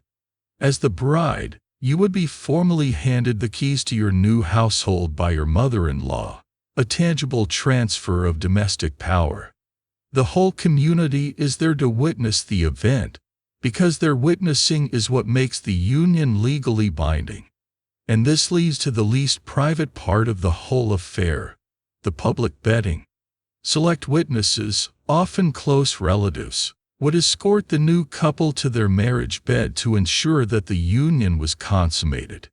This wasn't for prurient reasons, it was a legal necessity. An unconsummated marriage was not a valid contract. Romance takes a firm backseat when legal validation is on the line. The morning after the feast and the consummation, a final, more intimate transaction takes place. This is the quirky and fascinating tradition of the morgingjöf, or morning gift. The groom presents a personal gift to his new bride. Unlike the dowry, which came from her family, or the bride price, which went to her family, this gift was from him to her, and it became her exclusive personal property. It was a tangible thank you, an acknowledgement of the consummation, and a token of her new status. It could be a beautiful piece of jewelry, a fine horse, or in some cases, even a small form. It's a strangely personal and tender moment embedded in what is otherwise a starkly public and transactional process. Once the feast is over and the guests have staggered home, you are left to the reality of your new life. You are now partners in the harsh business of running a Viking Age farm. Respect may grow between you, born of shared struggle and mutual competence. Genuine affection might even blossom in the quiet moments away from the prying eyes of the community. But this is not guaranteed, nor is it the point of the union. On this, historians still argue whether the transactional nature of the marriage contract precluded genuine romantic love, or if affection and companionship were simply a private, unrecorded bonus to a successful public alliance. The sagas are filled with passionate love affairs, tragic romances, and intense devotion. But it's hard to know if these are literary ideals or if they reflect a reality that was simply considered too private and unimportant to be part of the legal framework. The contractual nature of your marriage also meant it came with a double standard. Your fidelity as a wife is absolute, as the legitimacy of your heirs is crucial for the family line. But a wealthy or powerful man, especially a jarl, might have one or more concubines, known as a frilla. These women were often thralls or from lower status families, and any children they bore were illegitimate. They had no inheritance rights, though they were often acknowledged and cared for. For you, the husfrija, this could mean the quiet humiliation of having to tolerate your husband's other women living and working in your own longhouse, a constant reminder that while your marriage is a legally binding contract, his affections are not bound by the same terms. Your partnership is built not on a foundation of love and faithfulness, but on a bedrock of property, lineage, and cold, hard pragmatism. That cold, hard bargain of a marriage, the legal wrangling at the thing, the relentless toil on the farm, it all paints a picture of a deeply pragmatic people, grounded in the harsh realities of the physical world. But beneath that practical surface, your world is absolutely teeming with unseen forces. Every rustle of leaves in the wind, every strange shadow in the twilight, every creak of the longhouse timbers in the night is a potential interaction with the supernatural. You do not believe in gods and spirits as a matter of abstract faith. You live with them as a matter of daily, terrifying fact. Your world is not a dead collection of rock and soil. It is alive. The ancient, moss-covered boulder at the edge of your field has a spirit. The stream you draw water from has a will of its own. These are the land vetter, the land wights, and you must be careful not to offend them. You might leave them a small offering, a splash of milk, a piece of bread, to keep them happy. Inside your home, the spirits of your ancestors, the Dazur, linger around the hearth, watching and judging. This isn't comforting. It's a constant, low-level source of anxiety. If your crop fails, was it the weather, or did you anger the spirit of the land? If your child falls sick, is it a natural illness, or the result of a malicious elf shot? You are navigating a world where anything could be an omen, and any misfortune could be a punishment. And then there are the gods, the Aesir, and the Vanir. These are not the noble, spandex-clad superheroes of modern comic books. They are powerful, dangerous, and deeply flawed beings whom you must appease, not adore. You fear them as much as you revere them. There is Odin, the All-Father, the one-eyed wanderer. He is the god of poetry and wisdom, yes, but he is also the god of war, of ecstatic fury, and of the hanged. He is a god of chieftains and kings, a master of dark magic who sacrificed his eye for knowledge and hung himself from the world tree for 9 nights to learn the secrets of the runes. You respect his power, but you also know he is treacherous and demands a high price for his favor. More to your liking, as a Carl, is Thor. He is the god of the common man, the protector of Midgard, your world, against the endless threat of the giants. He is straightforward, immensely strong, and armed with his hammer, Mjolnir, which you might wear as a small silver amulet around your neck for protection. But Thor is also a brutish, red-bearded, hot-tempered deity. He is quick to anger, drinks astounding amounts of ale, and his solution to most problems is to smash them into dust. He's the divine equivalent of a bar bouncer. You're very glad he's on your side, but you also try to stay out of his way. You also pay respect to Freyr and Freya, the brother and sister gods of the Vanir, who govern fertility, wealth, and harvests. You leave offerings to them in the fields, hoping for healthy livestock and a bountiful crop. Freya is also the goddess of love and beauty, but she is no soft deity. She is a powerful sorceress, the mistress of the magic called seer that the Volva practices, and she is also a goddess of war who gets to claim half of all warriors slain in battle for her own hull, Folkvanger. And weaving through all their stories is the sinister figure of Loki, the trickster, a blood brother to Odin who is not just a playful rogue, but a truly malicious agent of chaos, whose actions are directly and deliberately pushing the cosmos towards its final, bloody end. This brings us to the central source of your fear. Your gods are not all-powerful. They live in Asgard, a shining fortress, but it is a fortress under constant siege.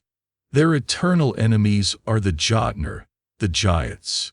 These are not just oversized, clumsy humanoids. They are the embodiment of raw, destructive nature, the grinding glacier, the shattering earthquake, the unstoppable blizzard. They represent the forces of chaos that are always clawing at the edges of your fragile world of order. And beyond the giants are other horrors. Jormungandr, the world serpent, so vast he encircles the entire ocean, biting his own tail. And the monstrous wolf Fenrir, bound by a magical ribbon, straining to break free and devour the sun.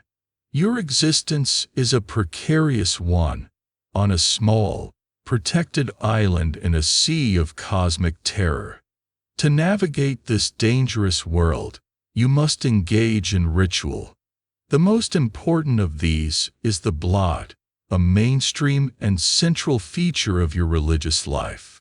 This is a sacrifice.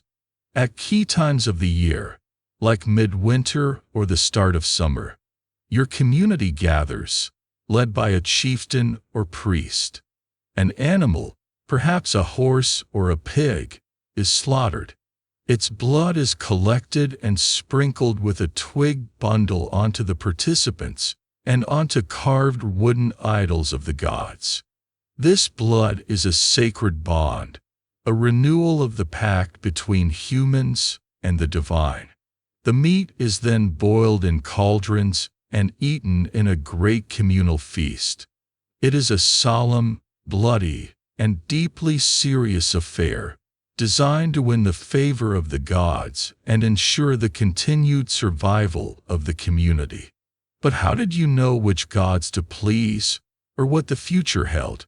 Your fate, your orlog, was believed to be predetermined, spun as a thread by 3 cosmic women called the Norns. While you couldn't change your fate, you could try to understand it. This brings us to a quirky tidbit: the use of runes for divination.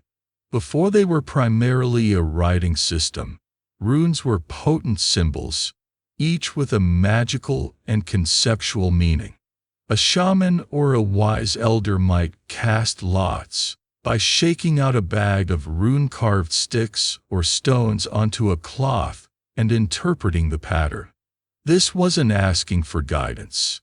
It was a stark request to see what was already written and could not be changed. This complex web of beliefs raises a question for modern scholars. And so, historians still argue whether the average Carl actively worshipped the entire pantheon of Asur and Vanir, or if their daily religious practice was more focused on a personal relationship with a single patron deity, like Thor for protection and the appeasement of local land spirits and ancestors. Was your religion a grand, unified system, or a practical, mix-and-match folk belief where you prayed to whoever seemed most likely to solve your immediate problem?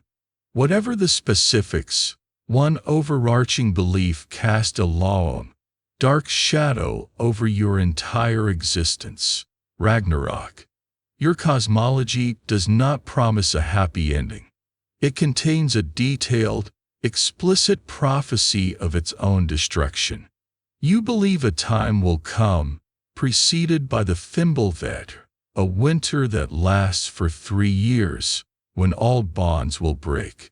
Loki and Fenrir will get free. The giants will storm Asgard. The world serpent will rise from the sea. A final, cataclysmic battle will ensue in which nearly all the gods and their enemies will kill each other. Odin will be swallowed by Fenrir. Thor will kill the serpent but then die from its venom. The world will be consumed by fire and sink into the ocean. There is a faint glimmer of a new, reborn world to follow, but the world you know, and everyone in it, is doomed. Every harsh winter, every act of strife, could be a sign that the end is beginning. This is the ultimate, awful truth of your faith. You are living in the twilight of the gods, on a stage being set for a final, hopeless battle. Your world, governed by the capricious whims of the gods and the unshakable prophecy of Ragnarok, feels like a closing vice. The farm demands your sweat and blood for a meager return. Your fate, the Norns have already woven. So what can you do? You can gamble. You can take the greatest risk of all and turn your back on the land, stepping onto the heaving, gray expanse of the sea. For a young man like you, the sea is the ultimate escape and the only real path to changing your fortune. It promises wealth from raiding, honor from exploration, and a name that might be remembered in stories long after the world has been devoured by flames. And so, you join a crew. You step aboard a longship for the first time, and the awful truth of that glorious, romantic image is revealed to you almost immediately. It is a vessel of profound and unending misery. The ship itself is a masterpiece, a thing of terrible beauty. It is long, narrow, and elegant, built of overlapping oak planks clinched together with iron rivets. Its genius is in its flexibility and its shallow draft. It doesn't fight the waves, it bends and slithers over them like a serpent. It can cross the vastness of the North Sea and then, without pause, sail miles up a shallow river to strike a settlement deep inland. It is a technological marvel born of a deep understanding of wood and water. But as you stand on its deck, you realize a terrifying fact. It is completely open. There is no cabin below deck. There is no shelter from the wind, no galley for cooking, no private quarters. The ship is little more than a beautifully crafted, oversized canoe with a single, square sail. And for the next several weeks, this is your entire world. You are crammed in with 50 other men. Your personal space is the width of the sea chest you brought with you, which contains your meager belongings. This chest is your chair, your dinner table, and your pillow. The rest of the ship is a chaotic jumble of barrels of water and dried food, coils of rope, weapons, and the rowing benches that line the sides. There is no room to stretch, no space to walk. You are packed in like salted herring in a barrel. And you are always, always cold. The North Sea is a frigid, unforgiving beast. The wind is a physical force, cutting through your woolen cloak and chilling you to the bone. Icy spray crests over the low sides of the ship, drenching you in salt water that never, ever dries. When it rains, the water just pours down on you, pooling at your feet. There can be no fire on this wooden ship, so there is no source of warmth. You huddle in your damp cloak, shivering, your teeth chattering, dreaming of the smoky warmth of your longhouse hearth. That home you were so desperate to escape now seems like a palace. Then comes the sickness. The ship's flexible hull, which makes it so seaworthy, also means it has a unique, nauseating motion. It doesn't just pitch up and down, it twists and writhes in the waves. For a boy used to the solid earth of a farm, the feeling is pure torture. Your stomach heaves, and you spend the first few days of your great adventure miserably retching over the side, your only reward being the gruff laughter of the veteran sailors who got over this long ago. This, they tell you, is how you pay your tribute to Ron, the cruel goddess of the sea who catches drowned sailors in her net. It's a small comfort. How you even get where you are going is a terrifying art form. This is long before the age of the magnetic compass or the sextant. Navigation is a mainstream historical practice that relies on a mixture of keen observation and raw nerve. When possible, you hug the coastline, keeping the land in sight, a method known as coasting. But to cross the great expanses of open water, you are frighteningly on your own. You watch the sun's position during the day. At night, you look for the North Star. You learn to read the patterns of the waves and the swell, to notice the color of the water, to watch the flight patterns of seabirds. It is an imprecise science.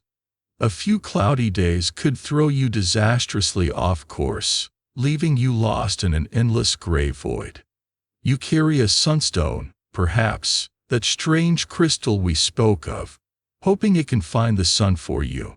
But it's a small comfort when the fog rolls in. To deal with the terror of getting lost, you might turn to older, stranger methods. This brings us to a quirky tidbit from the sagas, the tale of Hrafta Floki, or Raven Floki, who is said to have used birds to find his way to Iceland. The story goes that he would release a raven from the ship. If it circled and returned, he knew there was no land nearby. If it flew off in a specific direction, he would follow it, trusting the bird's instinct to find the nearest landfall. It's a blend of keen observation and of faith in the natural world that feels almost magical. The work of a voyage is grueling. On this, historians still argue whether rowing was used as the primary means of propulsion for long voyages across the open sea, or if it was reserved for navigating fjords, rivers, and for bursts of speed during battle, with the sail doing the vast majority of the work. The answer is probably a bit of both. In good wind, you tend the sail and the rigging. When the wind dies, or you need to maneuver in tight spaces, the oars come out. You sit on your sea chest, your back straining, your hands quickly blistering, and then bleeding as you pull the heavy oak or through the churning water, hour after miserable hour. Your daily life is stripped to its barest essentials. Your food is dried fish, so tough you have to hammer it before you can chew it, and hardtack, a rock-like biscuit of flour and water that is devoid of all joy.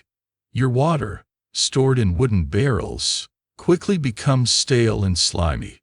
You sleep when you can, huddled in your spot, trying to find a position where the rocking of the ship and the snoring of the man next to you doesn't drive you mad.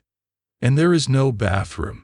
You relieve yourself over the side of the boat, whenever the need arises, with 50 other men as your audience. Privacy is the first luxury you shed at sea. After a week, everyone is filthy, stinking, and utterly miserable. The boredom is a slow poison, punctuated by moments of sheer terror. Days can pass with nothing to see but gray water meeting a gray sky. Your mind wanders back to the prophecy of Ragnarok, and you can't help but imagine the great serpent Jormungandr stirring in the depths right beneath your fragile hull. Then, A storm can blow in with terrifying speed, turning the sea into a cauldron of monstrous waves that threaten to splinter your ship and send you all to a freezing grave in Ronsnet, a death that would deny you a warrior's afterlife. This is the awful truth of the glorious Viking voyage. It is a cold, wet, cramped, and stinking purgatory, a brutal price to pay for the chance at a better fate.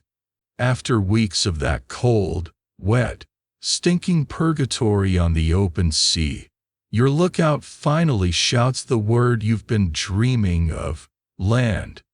A wave of relief washes over the crew, but it's a thin, nervous sort of relief, quickly replaced by a sharp, metallic taste in your mouth. This is adrenaline. The misery of the voyage is over, but its entire purpose is about to begin. You are not here as a tourist. You are here to get rich, and the method for that is swift, brutal, and terrifyingly chaotic. Forget the heroic sagas of noble warriors meeting in glorious battle. The awful truth of the Viking raid is that it is a violent, messy, and profoundly unfair mugging on a grand scale. Your chieftain did not guide you across the treacherous sea to seek a fair fight.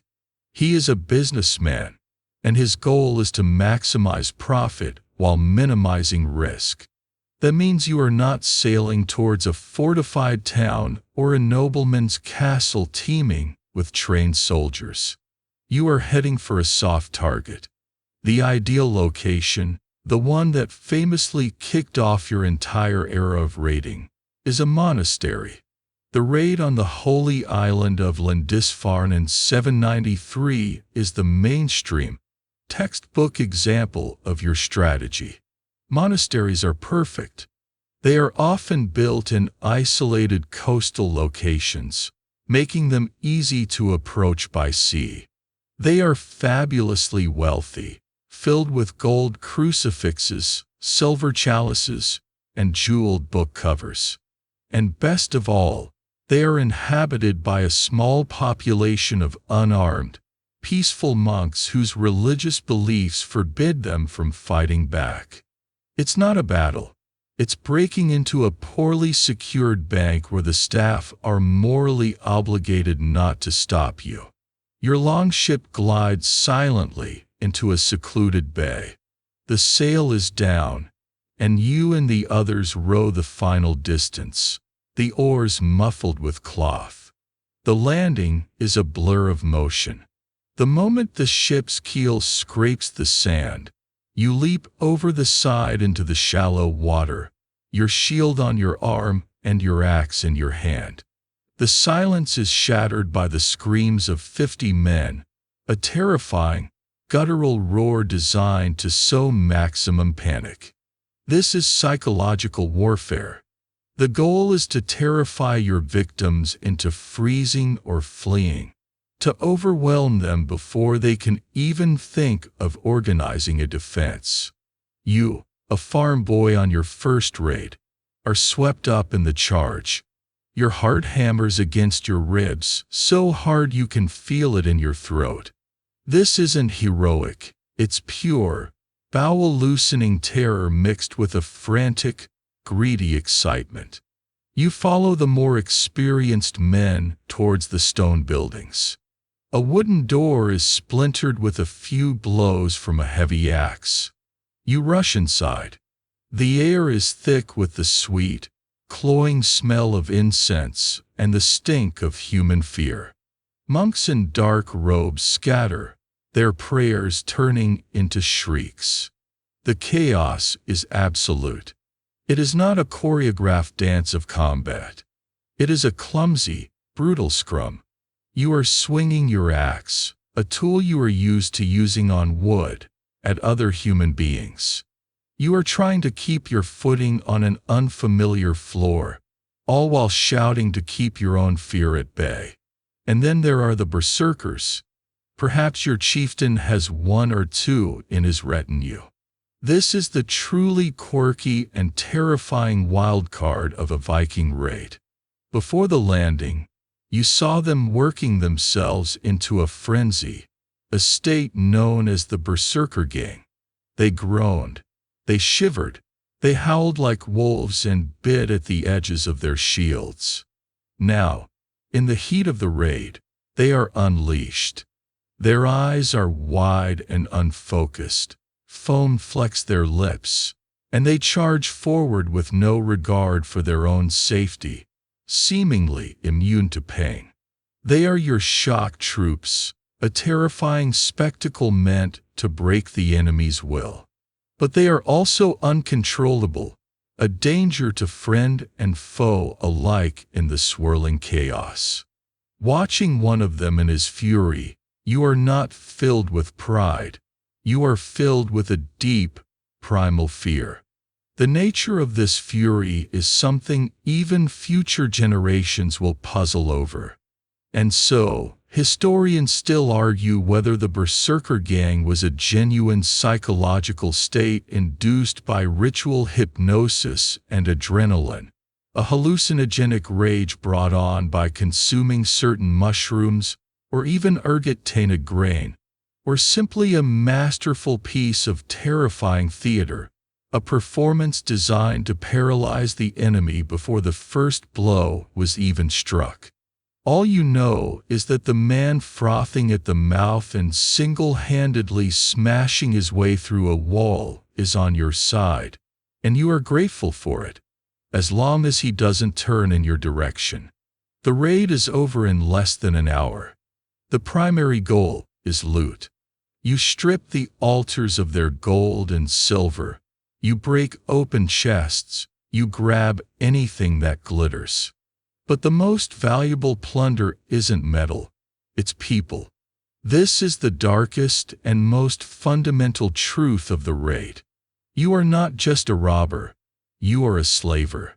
You and your shipmates round up the survivors, young monks, local farmhands who were in the wrong place at the wrong time, women and children from the surrounding lands. They are bound at the wrists and herded down to the beach like livestock. They are the primary cargo for your return journey. This is how men and women become thralls, a callback to that lowest rung of your society. You are witnessing their fall from freedom into property, and you are the cause of it. The violence is swift and impersonal. There is no honor in cutting down a fleeing monk or a farmer armed with nothing but a pitchfork. It is a grim, ugly business. The psychological toll of it settles on you later. The memory of the terrified faces, the sounds of the weeping. You are a Carl, a farmer. You are not born a killer. You are doing this to escape the drudgery of your own life, to win the wealth that will elevate your status back home. But the price of it is a piece of your own humanity. Before any organized military force can be mustered from further inland, you are gone. You load your plunder, the glittering treasures and the weeping, terrified people, onto the longship and push back out to sea. The mood on the ship has transformed. The sullen misery of the outward voyage has been replaced by a manic, adrenaline-fueled high. Men are laughing, comparing their loot, tending to the minor wounds they've received. And huddled in the middle of the ship, shivering and silent, are your captives.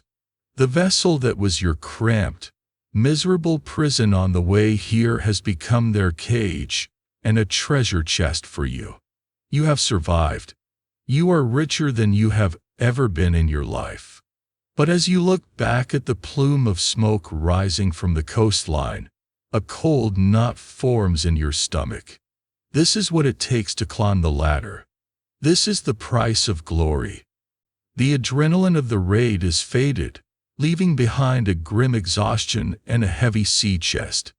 Back on your longship, you are surrounded by the fruits of your violent labor, a pile of glittering, mismatched silver and gold, and a huddle of terrified human captives. But what now? You can't use a stolen golden crucifix to buy a sheep back home, nor can you pay your chieftain his share with the traumatized monk.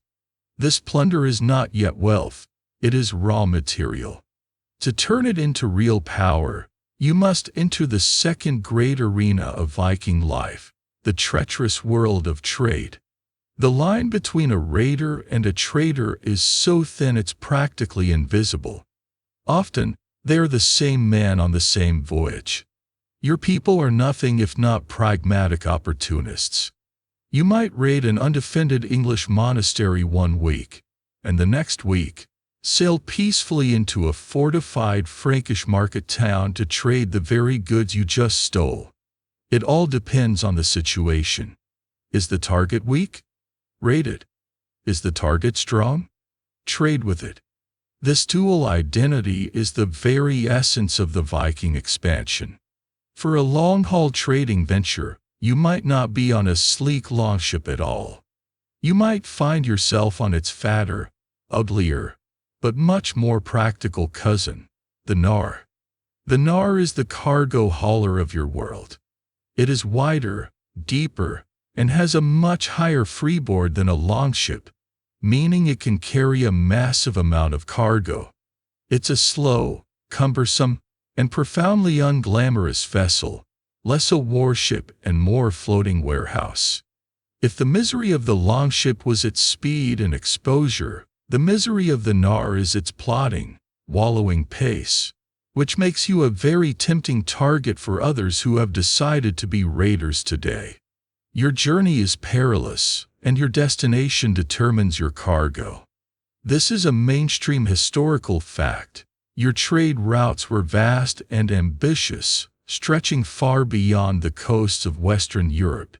You might head south with your stolen church silver, but you might also head north, into the freezing wilderness of what you call Sapmi, the land of the Sami people, to trade for luxurious furs, sable, ermine, and fox that are worth a fortune in the south. Or you might go hunting for walrus, a bloody and dangerous endeavor, to harvest their tusks. This whalebone, as you call it, is the ivory of the north, prized in the markets of Europe and the Middle East. Perhaps your journey takes you east, into the vast, winding river systems of what will one day be Russia. Here you and your fellow merchants become known as the Rus.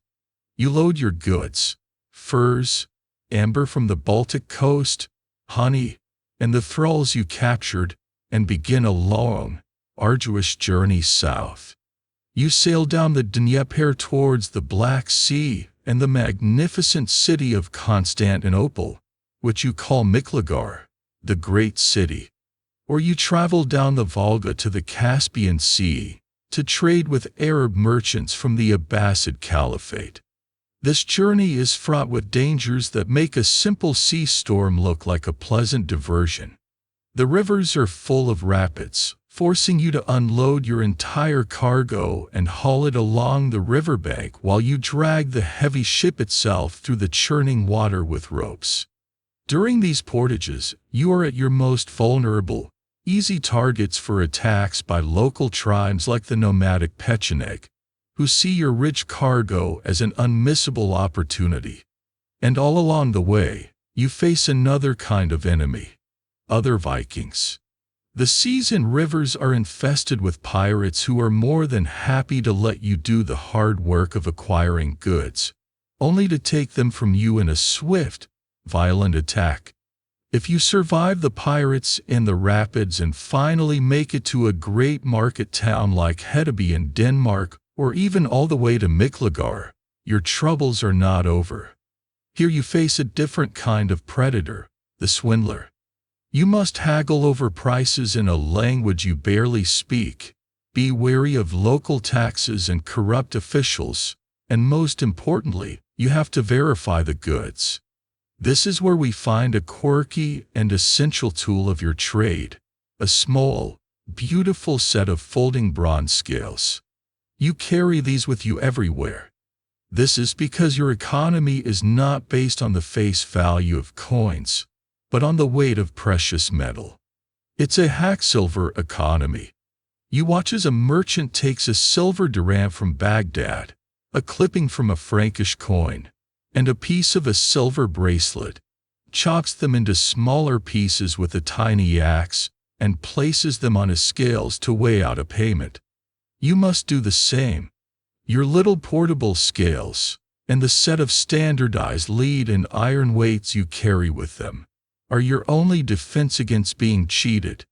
It is your most important piece of business technology, a medieval debit machine for a world of chopped-up treasure.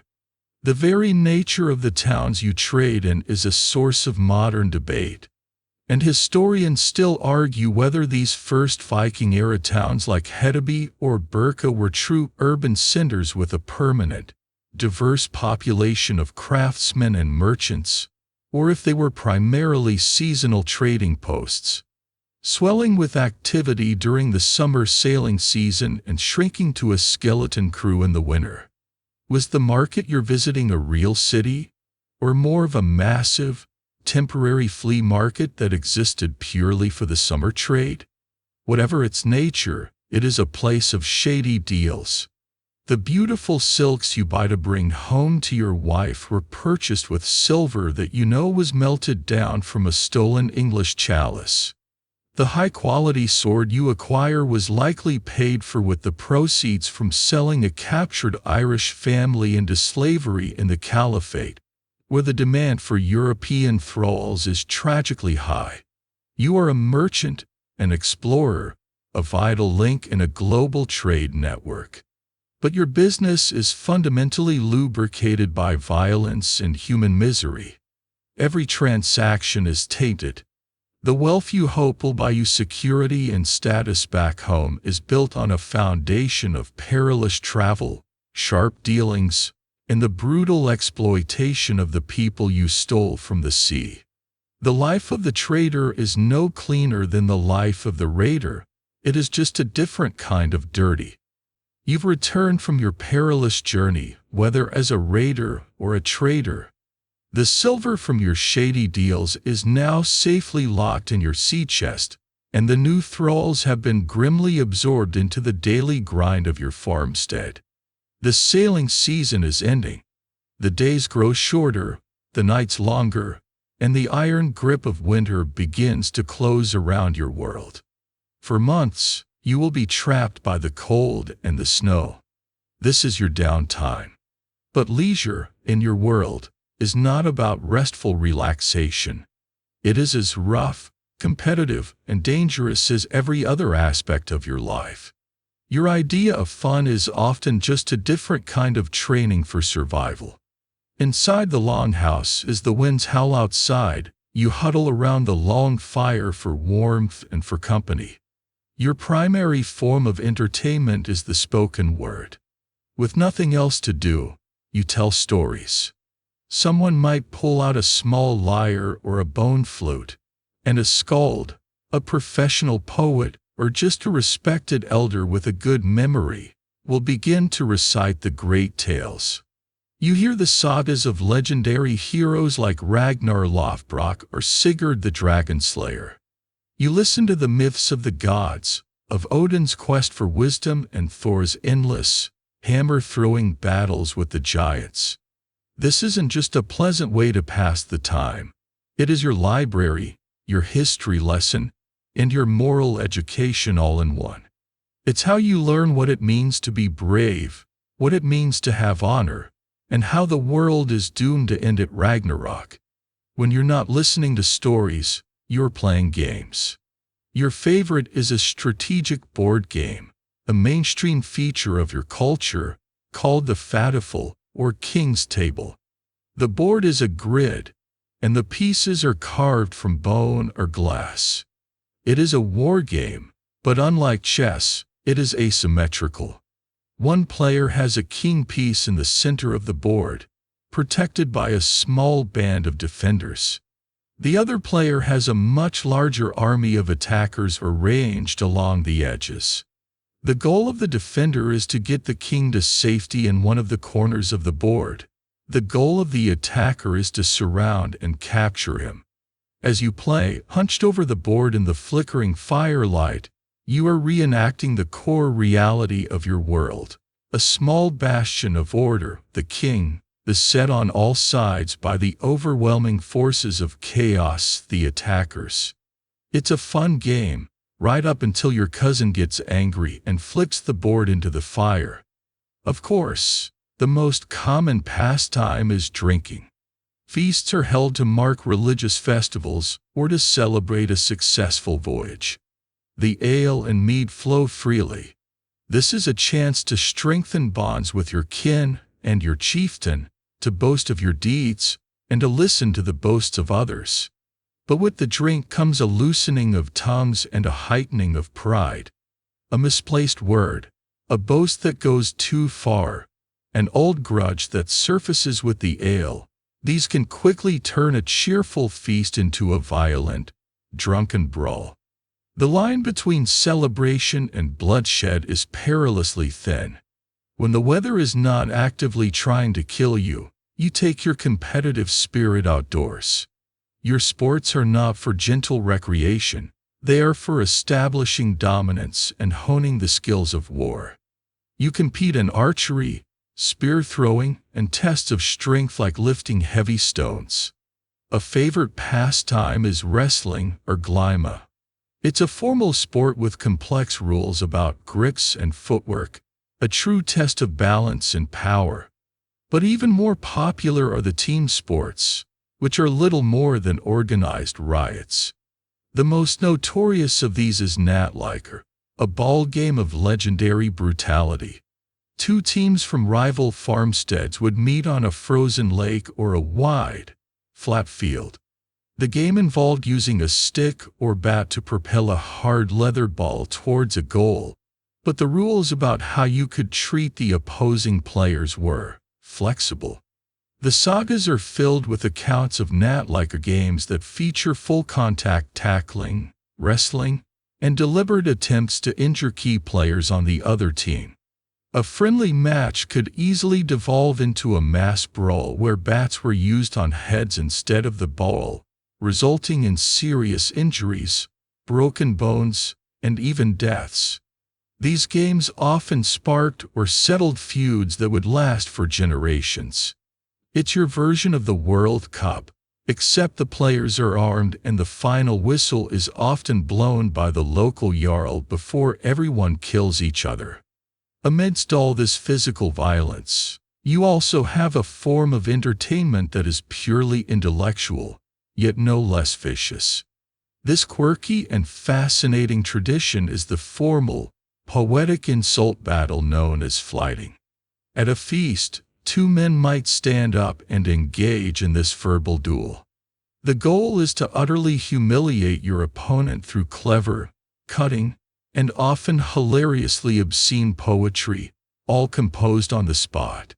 You would insult your rival's courage, his manhood, his dubious parentage, and the questionable morals of his female relatives, all while adhering to complex poetic meters. The audience would roar with laughter and approval at a particularly sharp line. Losing a flyting was a major blow to your honor, almost as bad as losing a physical fight. It was a battle of wits where the sharpest tongue, not the sharpest axe, won the day. The sheer violence inherent in your pastimes has led to a scholarly debate. And on this, historians still argue whether these incredibly violent games like Natliker were primarily a form of ritualized warfare between rival communities, a way to vent aggression without escalating to a full-scale feud, or simply a reflection of a society where casual violence was an accepted part of everyday entertainment. Were you getting your aggression out in a controlled-ish setting? Or was this just what you considered a good time? Ultimately, your leisure is a mirror of your life. It is competitive, physical, and fraught with peril. There is no concept of relaxing for the sake of it. Your games are practice for war. Your stories are lessons in honor. Your feasts are a stage for demonstrating status and picking fights. You are always, even in your fun, engaged in the endless struggle for your place on the social ladder, sharpening the skills, both physical and verbal, that you need to survive in this hard, unforgiving world. That game of Natliker was a great success. Your team won, your honor is satisfied, and you even managed to land a few satisfying blows on that loudmouth cousin from the next farmstead. The downside is that he landed one on you, too, and now your arm is bent at an angle that is both unnatural and profoundly painful. In a world of drunken brawls, violent sports, and the occasional raid, injury is not a possibility, it is an inevitability. And when it happens, you enter the terrifying world of Viking medicine, a realm where practical knowledge, blind luck, and dark magic collide. There is no gleaming hospital, no sterile operating theater. There is only a local healing woman, or Grislakona, an elder whose knowledge has been passed down through generations. You are brought to her, sweating and groaning, and laid out on a bench in her home, which is just as smoky and dark as your own. Her medicine is a messy, tangled braid of things that work and things that are pure superstition. To her, and to you, your broken arm isn't just a physical problem. The pain might be caused by a malicious spirit, a dwarf who struck you with an invisible dart, or the ill will of an offended ancestor. The treatment, therefore, must be both physical and magical. First, the physical part.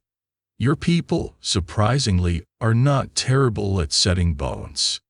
This is a mainstream historical fact supported by skeletal evidence, which often shows well-healed fractures. But the process is agony. The healer, perhaps with the help of a few strong men to hold you down, will take your arm and wrench the bone back into position with a sickening, grinding crack. There is no anesthetic. There is no morphine drip. Your only pain relief is a horn full of strong ale, a leather strap to bite down on so you don't sever your own tongue, and the mercy of passing out. Once the bone is set, she will encase your arm in wooden splints, packing it with absorbent sphagnum moss and binding it all tightly with strips of linen. The moss is a clever touch. It's naturally antiseptic and was used as a battlefield dressing for centuries. Your people know it helps prevent festering, even if you don't know the reason is a microorganism called bacteria. But as the healer binds your arm, she is also chanting. She murmurs a galder, a magical incantation, to speed the knitting of the bone and drive out any spirits of sickness that might be lurking in the injury.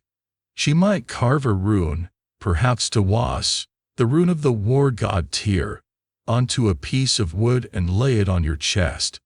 To you, her chanting is not some folksy charm. It is as crucial to your healing as the splint. The magic and the medicine are inseparable. This blend of the practical and the supernatural is even more stark on the battlefield. Imagine you've taken a sword thrust to the gut during a raid. The wound is deep, and the healer needs to know if your innards are pierced, a fatal injury. This is where a truly quirky and rather gruesome diagnostic tool comes into play, a technique mentioned in the sagas. The healer will feed you a potent, strong-smelling broth or porridge, often made with leeks and onions. Then, she kneels down and sniffs at your wound. If she can smell the onions coming from the gash in your belly, she knows your stomach or intestines have been perforated. There is nothing more she can do. The wound is declared mortal, and you are left to die as peacefully as possible. It is a grim, strangely logical, and utterly terrifying method of triage. It's the world's worst scratch-and-sniff sticker, and if you can smell it, you've lost the game. When it comes to internal illnesses, the fevers, the coughs from the longhouse smoke, the constant stomach pain from the parasites, your medicine becomes much more of a guessing game. The healer will produce a pouch of dried herbs. Some of these remedies are genuinely effective, discovered through centuries of trial and error. Willow bark tea for a fever works because it contains salicin, the active ingredient in aspirin. But many other concoctions are useless at best and actively harmful at worst. You are just as likely to be given a foul-tasting brew of moss and dung as you are a genuinely helpful herbal remedy. In the most extreme cases, such as a severe head injury from a battle axe, you might be subjected to a terrifying procedure, trepanation. And here, historians still argue whether the practice of trepanation, evidence of which has been found on some Scandinavian skulls, was a medical procedure to relieve pressure on the brain after a head injury, or a purely ritualistic act intended to release evil spirits believed to be causing madness or seizures. Imagine a healer taking a sharp flint tool or a metal drill and boring a hole into your skull while you are held down, conscious. Whether the intent was medical or magical, the experience would be an absolute horror. But the greatest enemy you face, the one that makes a mockery of all your medicine and magic, is infection. In a world of filth, where you live alongside animals and have no concept of germs, even the smallest cut can be a death sentence. That broken arm, as well set as it might be, could begin to swell and weep with pus. The flesh could turn black. The healer might try to lance it, or pack it with more herbs. But if the infection takes hold in the bone, your only hope is amputation. That means your arm is held down on a wooden block while your chieftain, or the strongest man in the village, severs it with a swift blow from a heavy axe. If the shock and blood loss don't kill you, you might survive. More likely, you will die of sepsis within days. Even if you recover, you are never the same. Your body becomes a living record of your injuries. That broken arm aches with every change in the weather. The poorly healed gash on your leg gives you a permanent limp. Your joints, worn down by a lifetime of labor, are a source of constant, grinding pain for which the only reliable treatment is getting drunk. There is no concept of a pain-free existence. The awful truth of your health is that you are in a constant battle with your own body, a battle you are destined to slowly, painfully lose. Your body is indeed a map of scars, a testament to a life of hard-won survival. But maps get worn, folded, and torn. The years of swinging an axe, pulling an oar, and sleeping on a hard wooden bench have taken their toll. The dull ache in your joints from that old injury is now a constant, grinding fire. The world is growing dimmer, your eyesight failing in the perpetual gloom of the longhouse. You have survived raids, feuds, treacherous seas, and rampant disease. You have made it to old age. And this, in many ways, is the cruelest fate of all. In a culture that worships strength, youth, and utility, there is no country for old Vikings. Old is not a number. You don't get a special party when you turn 50, mostly because reaching 50 is an achievement on par with slaying a dragon. You are considered old when you can no longer pull your own weight, when your back gives out and you can no longer follow the plow, when your hands, gnarled with arthritis, can no longer grip a sword hilt with any real strength, when your contribution to the household shifts from production to consumption. You become another mouth to feed, another body to keep warm by the fire. You become, in the cold, hard mathematics of survival, a liability. Your days are spent sitting on the bench by the fire, your woolen cloak pulled tight around your thinning frame.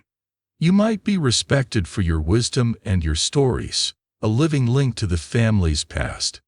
Your grandchildren might listen, wide-eyed, to your tales of voyages to Miklagar, or that one time you saw a berserker in his rage. But this respect is a thin veneer over a hard reality. Your continued comfort and survival depend entirely on the prosperity and goodwill of your children. If the harvest was good and your sons are dutiful, you will be cared for. But if the farm is struggling, if famine looms, your presence is a constant, silent drain on precious, finite resources. This precarious position leads to one of the most chilling concepts in your culture.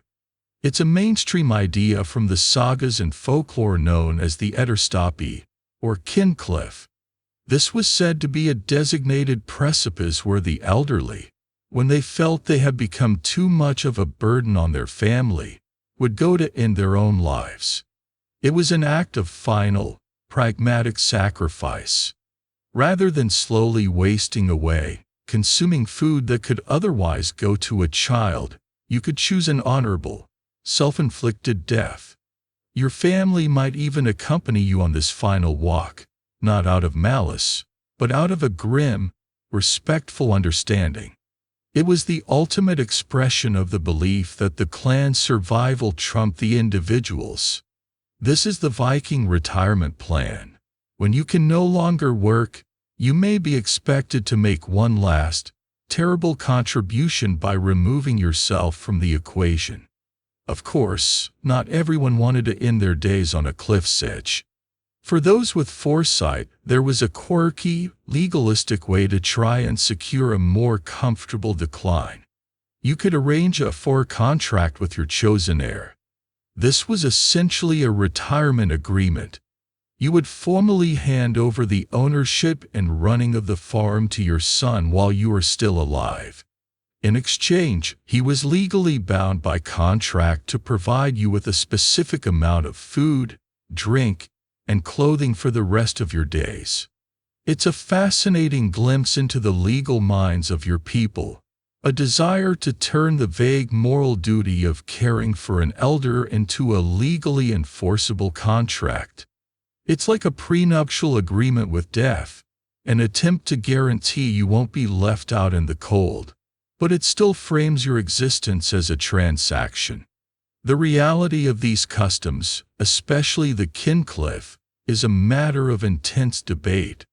And so, historians still argue whether the Etterstoppi was a genuine, widespread practice in times of hardship, or if it was more of a literary trope and a folkloric exaggeration representing the deep-seated fear of becoming useless in old age.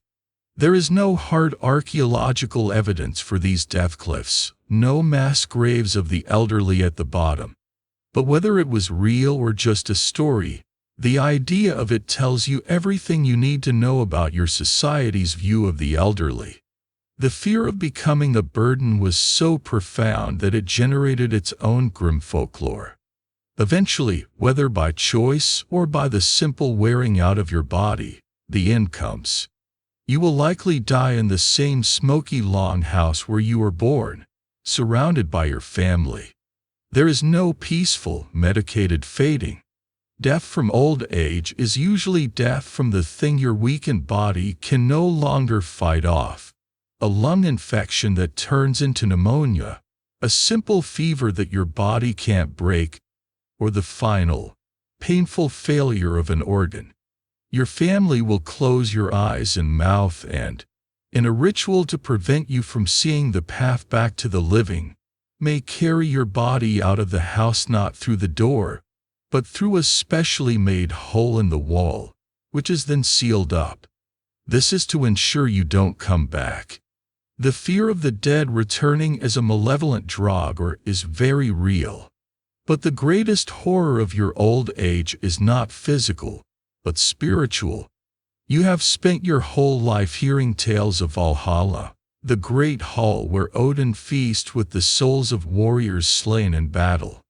You know of Freya's hall, Folkvanger, which also welcomes the battle slain. These are the glorious afterlives reserved for those who die a heroic death, with a sword in their hand. But you are not dying in battle. You are dying of stardawi, a straw death, a sickness death in a bed of straw. This is considered an inglorious, shameful end. Your path leads not to the feasting halls of Asgard, but to the cold, gloomy underworld of Hell, a place ruled by a goddess of the same name who is half beautiful woman and half rotting corpse. This is the final, awful truth. Your entire life has been a struggle for survival and honor, and by surviving into old age, you have failed the final test. You have been denied the glorious death your culture prizes above all else. Your slow, painful decay is not just a physical decline. It is a spiritual disappointment, a dreary march towards a gray and uncelebrated eternity. That dreary path to the underworld of hell, the slow decay of your own body, the fear of becoming a useless mouth to feed. All these anxieties spring from a single, overwhelming source. They are born from the land itself. We have talked about your work, your beliefs, and your brutal customs, but underpinning everything, shaping every aspect of your life and character, is your constant, relentless battle against the unforgiving North.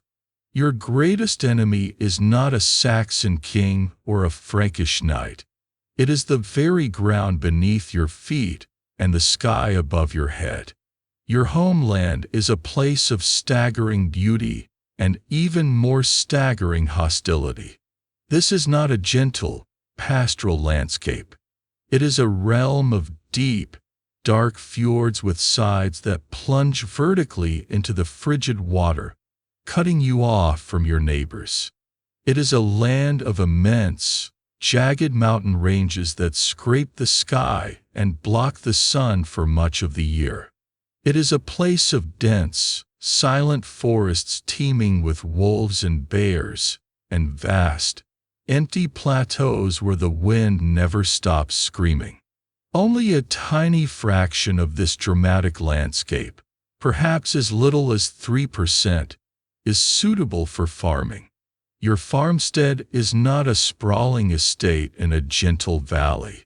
It is a small, hard-won pocket of life, a tiny foothold you have clawed from the wilderness, and you are in constant danger of the wilderness clawing it back.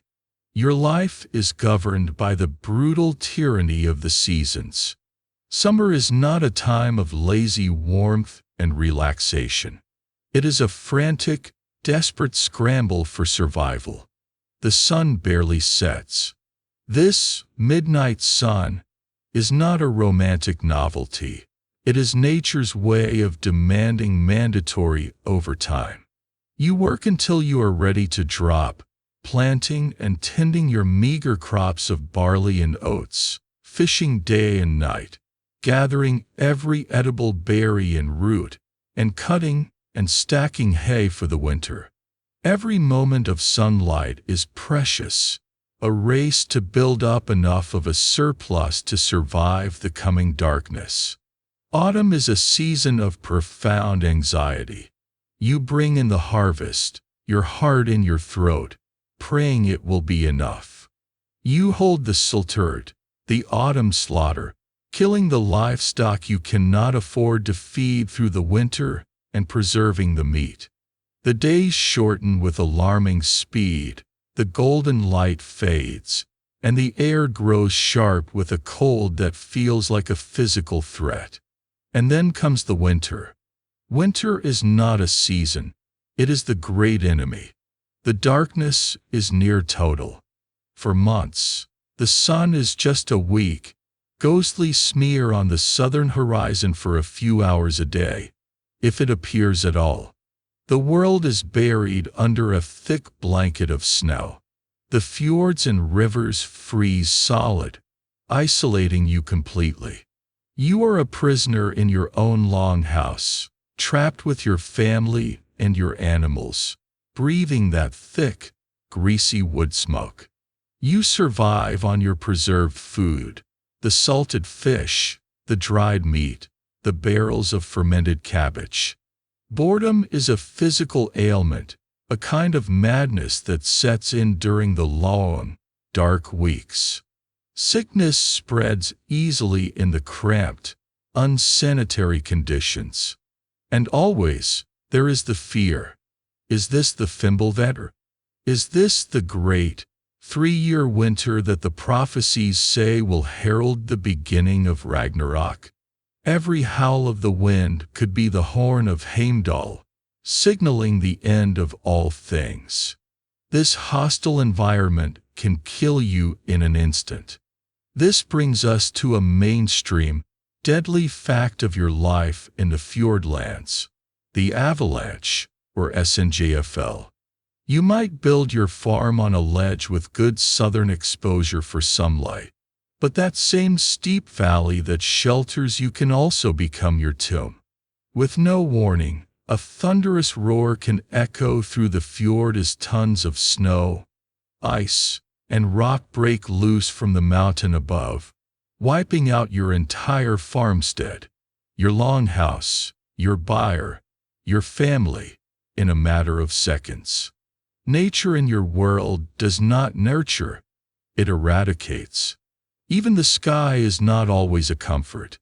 On a clear winter night, the heavens might dance with the shimmering curtains of the Norlges, the northern lights. You do not see this as the interaction of solar winds with the magnetosphere. You see it as an omen, a supernatural portent. Perhaps it is the shimmering of the Bifrost Bridge, the pathway of the gods, or perhaps it is a sign of a great battle to come. It is beautiful, yes, but it is also terrifying. You are living at a pivotal moment in your world's climate, a quirky and unsettling fact of your time. The Viking Age corresponded with what scientists now call the medieval warm period, a time when temperatures in the North Atlantic were relatively mild. This is what made your settlement of Iceland and Greenland possible. But that period is ending. The climate is beginning to cool, a slide into what will become the Little Ice Age. You don't know the global science, of course. You just know that the stories your grandfather tells of shorter, milder winters seem like fantasies. The growing season feels shorter now, the sea ice more persistent. This subtle, creeping change puts immense pressure on your fragile existence, making every harvest more critical and every voyage more desperate. This constant environmental pressure is a key factor in a major scholarly debate. Historians still argue whether the Viking expansion was primarily driven by environmental pressures, a growing population on limited arable land, and a cooling climate forcing you out into the world, or if it was fueled by political instability, technological superiority in shipbuilding, and a pure desire for portable wealth and glory. Were you a climate refugee or a confident opportunist? The truth is likely a combination of both. You are not just pulled towards the wealth of the world by greed. You are also pushed from your own shores by the cold, hard reality of your homeland. Everything that defines you has been forged in this crucible. Your pragmatism, your lack of sentimentality, your incredible resourcefulness, all are survival traits. Your tight-knit family bonds are not just a social preference. They are a necessity for communal survival. Your fatalistic worldview, your belief in a predetermined doom, is a psychological coping mechanism for a life of constant uncertainty and peril. The awful truth is that your unforgiving homeland made you who you are. It is the reason you are willing to risk everything in a flimsy open boat on a freezing sea. Because the terrors you might find abroad are only a shade worse than the slow, grinding certainty of starvation at home. Pushed from your harsh homeland by the cold and the unforgiving soil, you have taken to the seas and now find yourself on foreign shores. You are an explorer, a trader, a raider, an ambassador for your people, whether you mean to be or not. But these first encounters with the wider world are not the friendly cultural exchanges of a modern student program.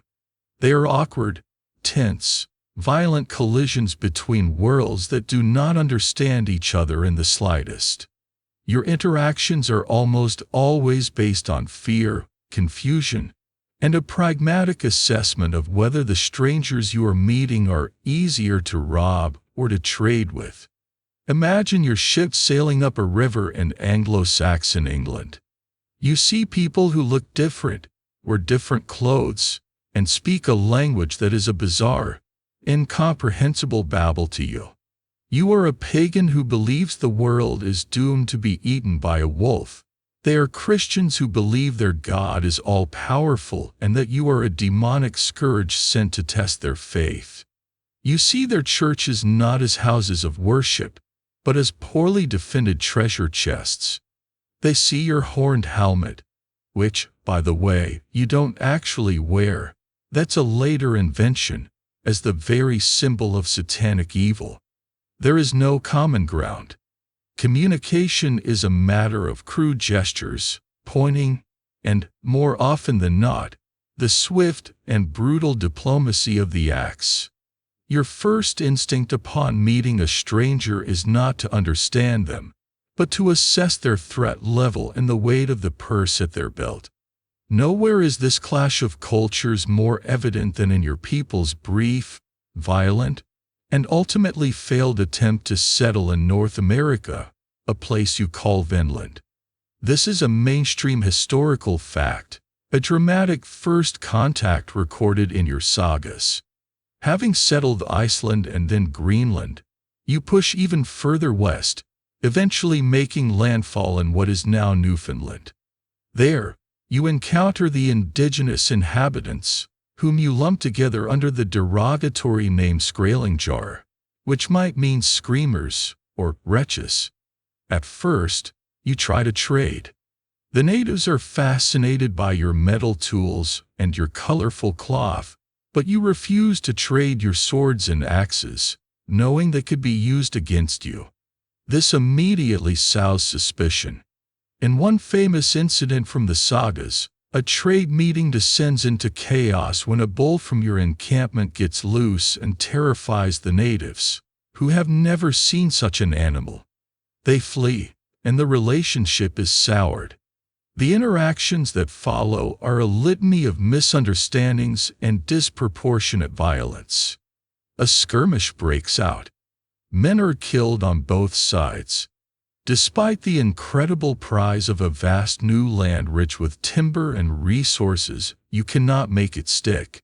The hostility of the natives, fueled by your own aggression and inability to form any kind of stable relationship, eventually forces your small settlement to pack up and leave. You abandon Vinland.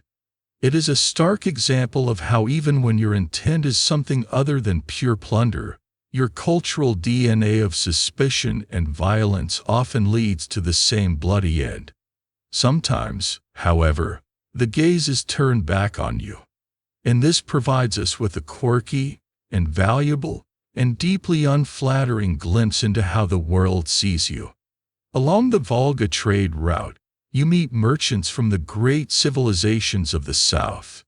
One of these, a 10th-century Arab diplomat named Ahmad ibn Fadlan, wrote a detailed account of his encounter with a group of Rus Vikings. His report is a mixture of awe and utter disgust.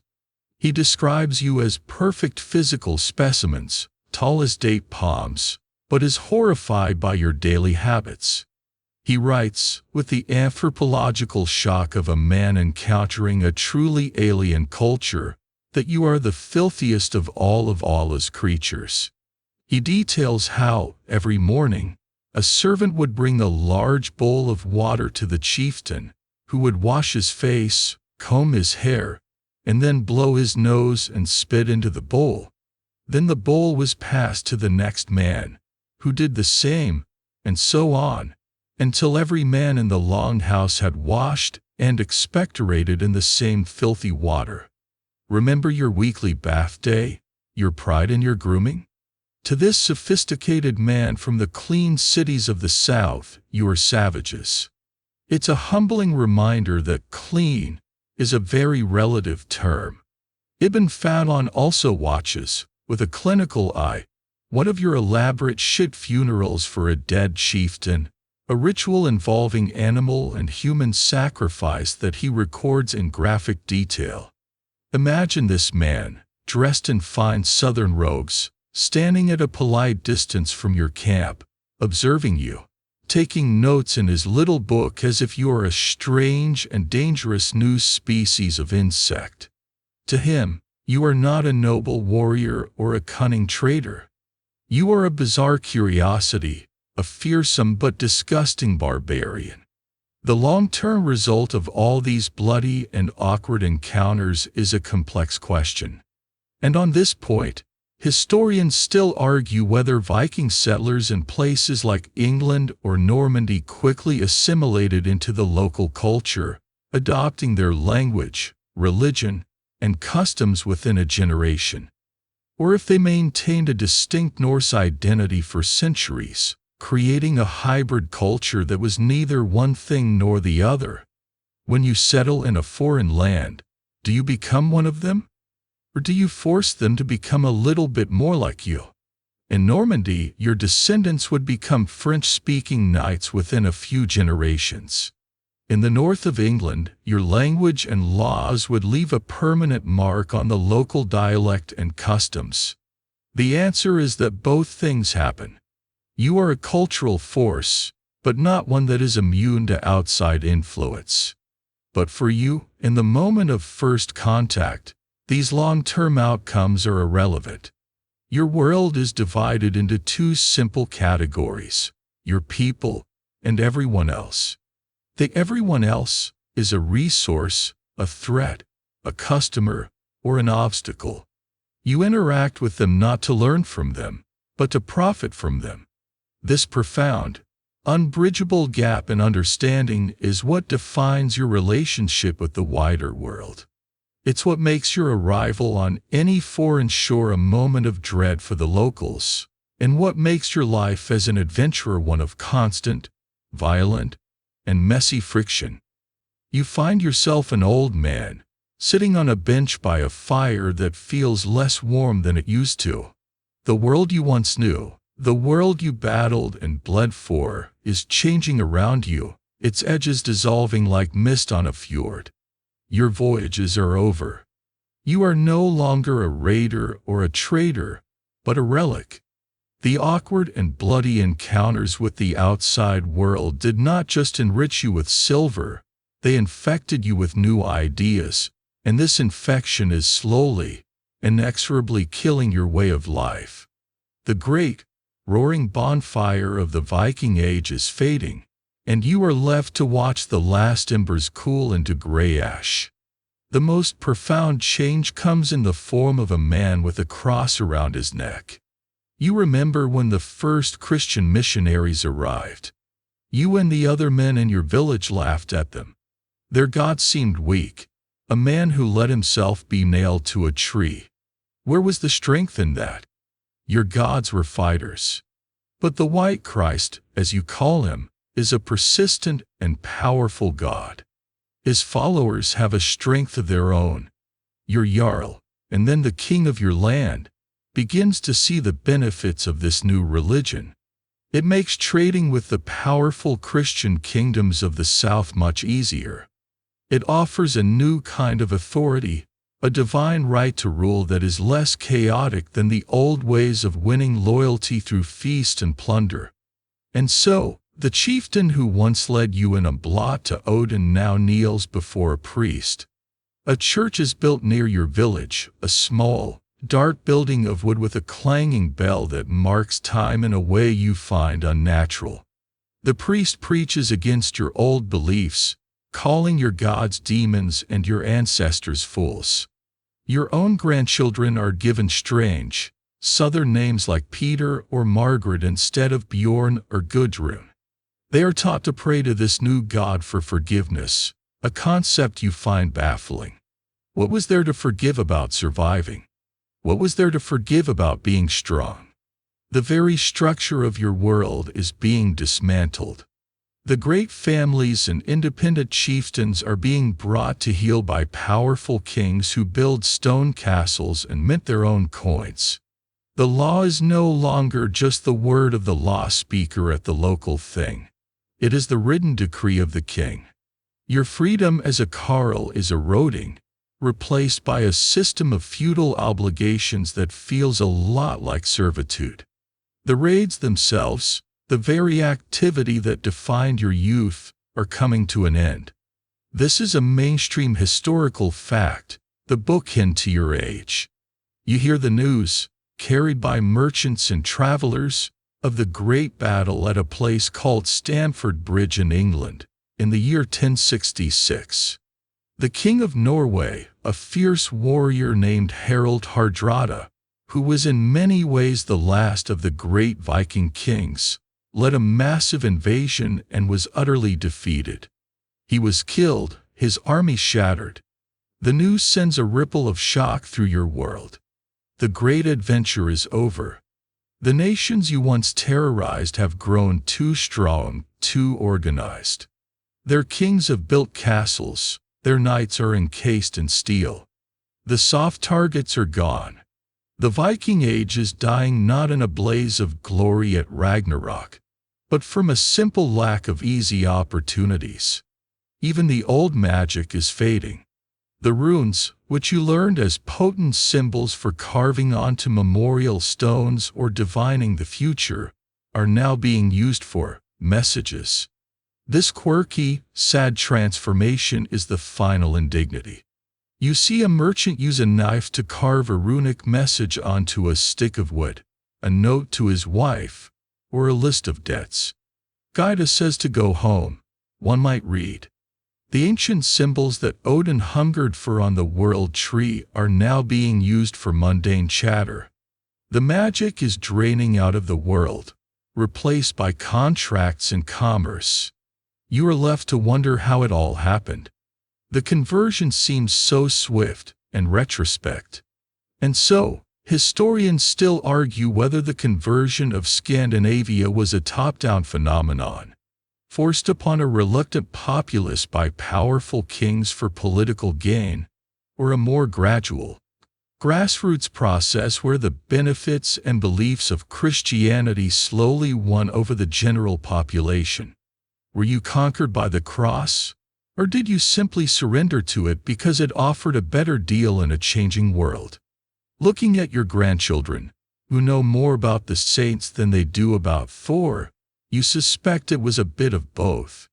You sit by the fire and the memories swim in your head. The taste of salt spray on your lips. The terror and thrill of a raid. The heft of your axe. The sight of your wife's face across the fire in the longhouse. The stories, the gods, the feuds, the feasts.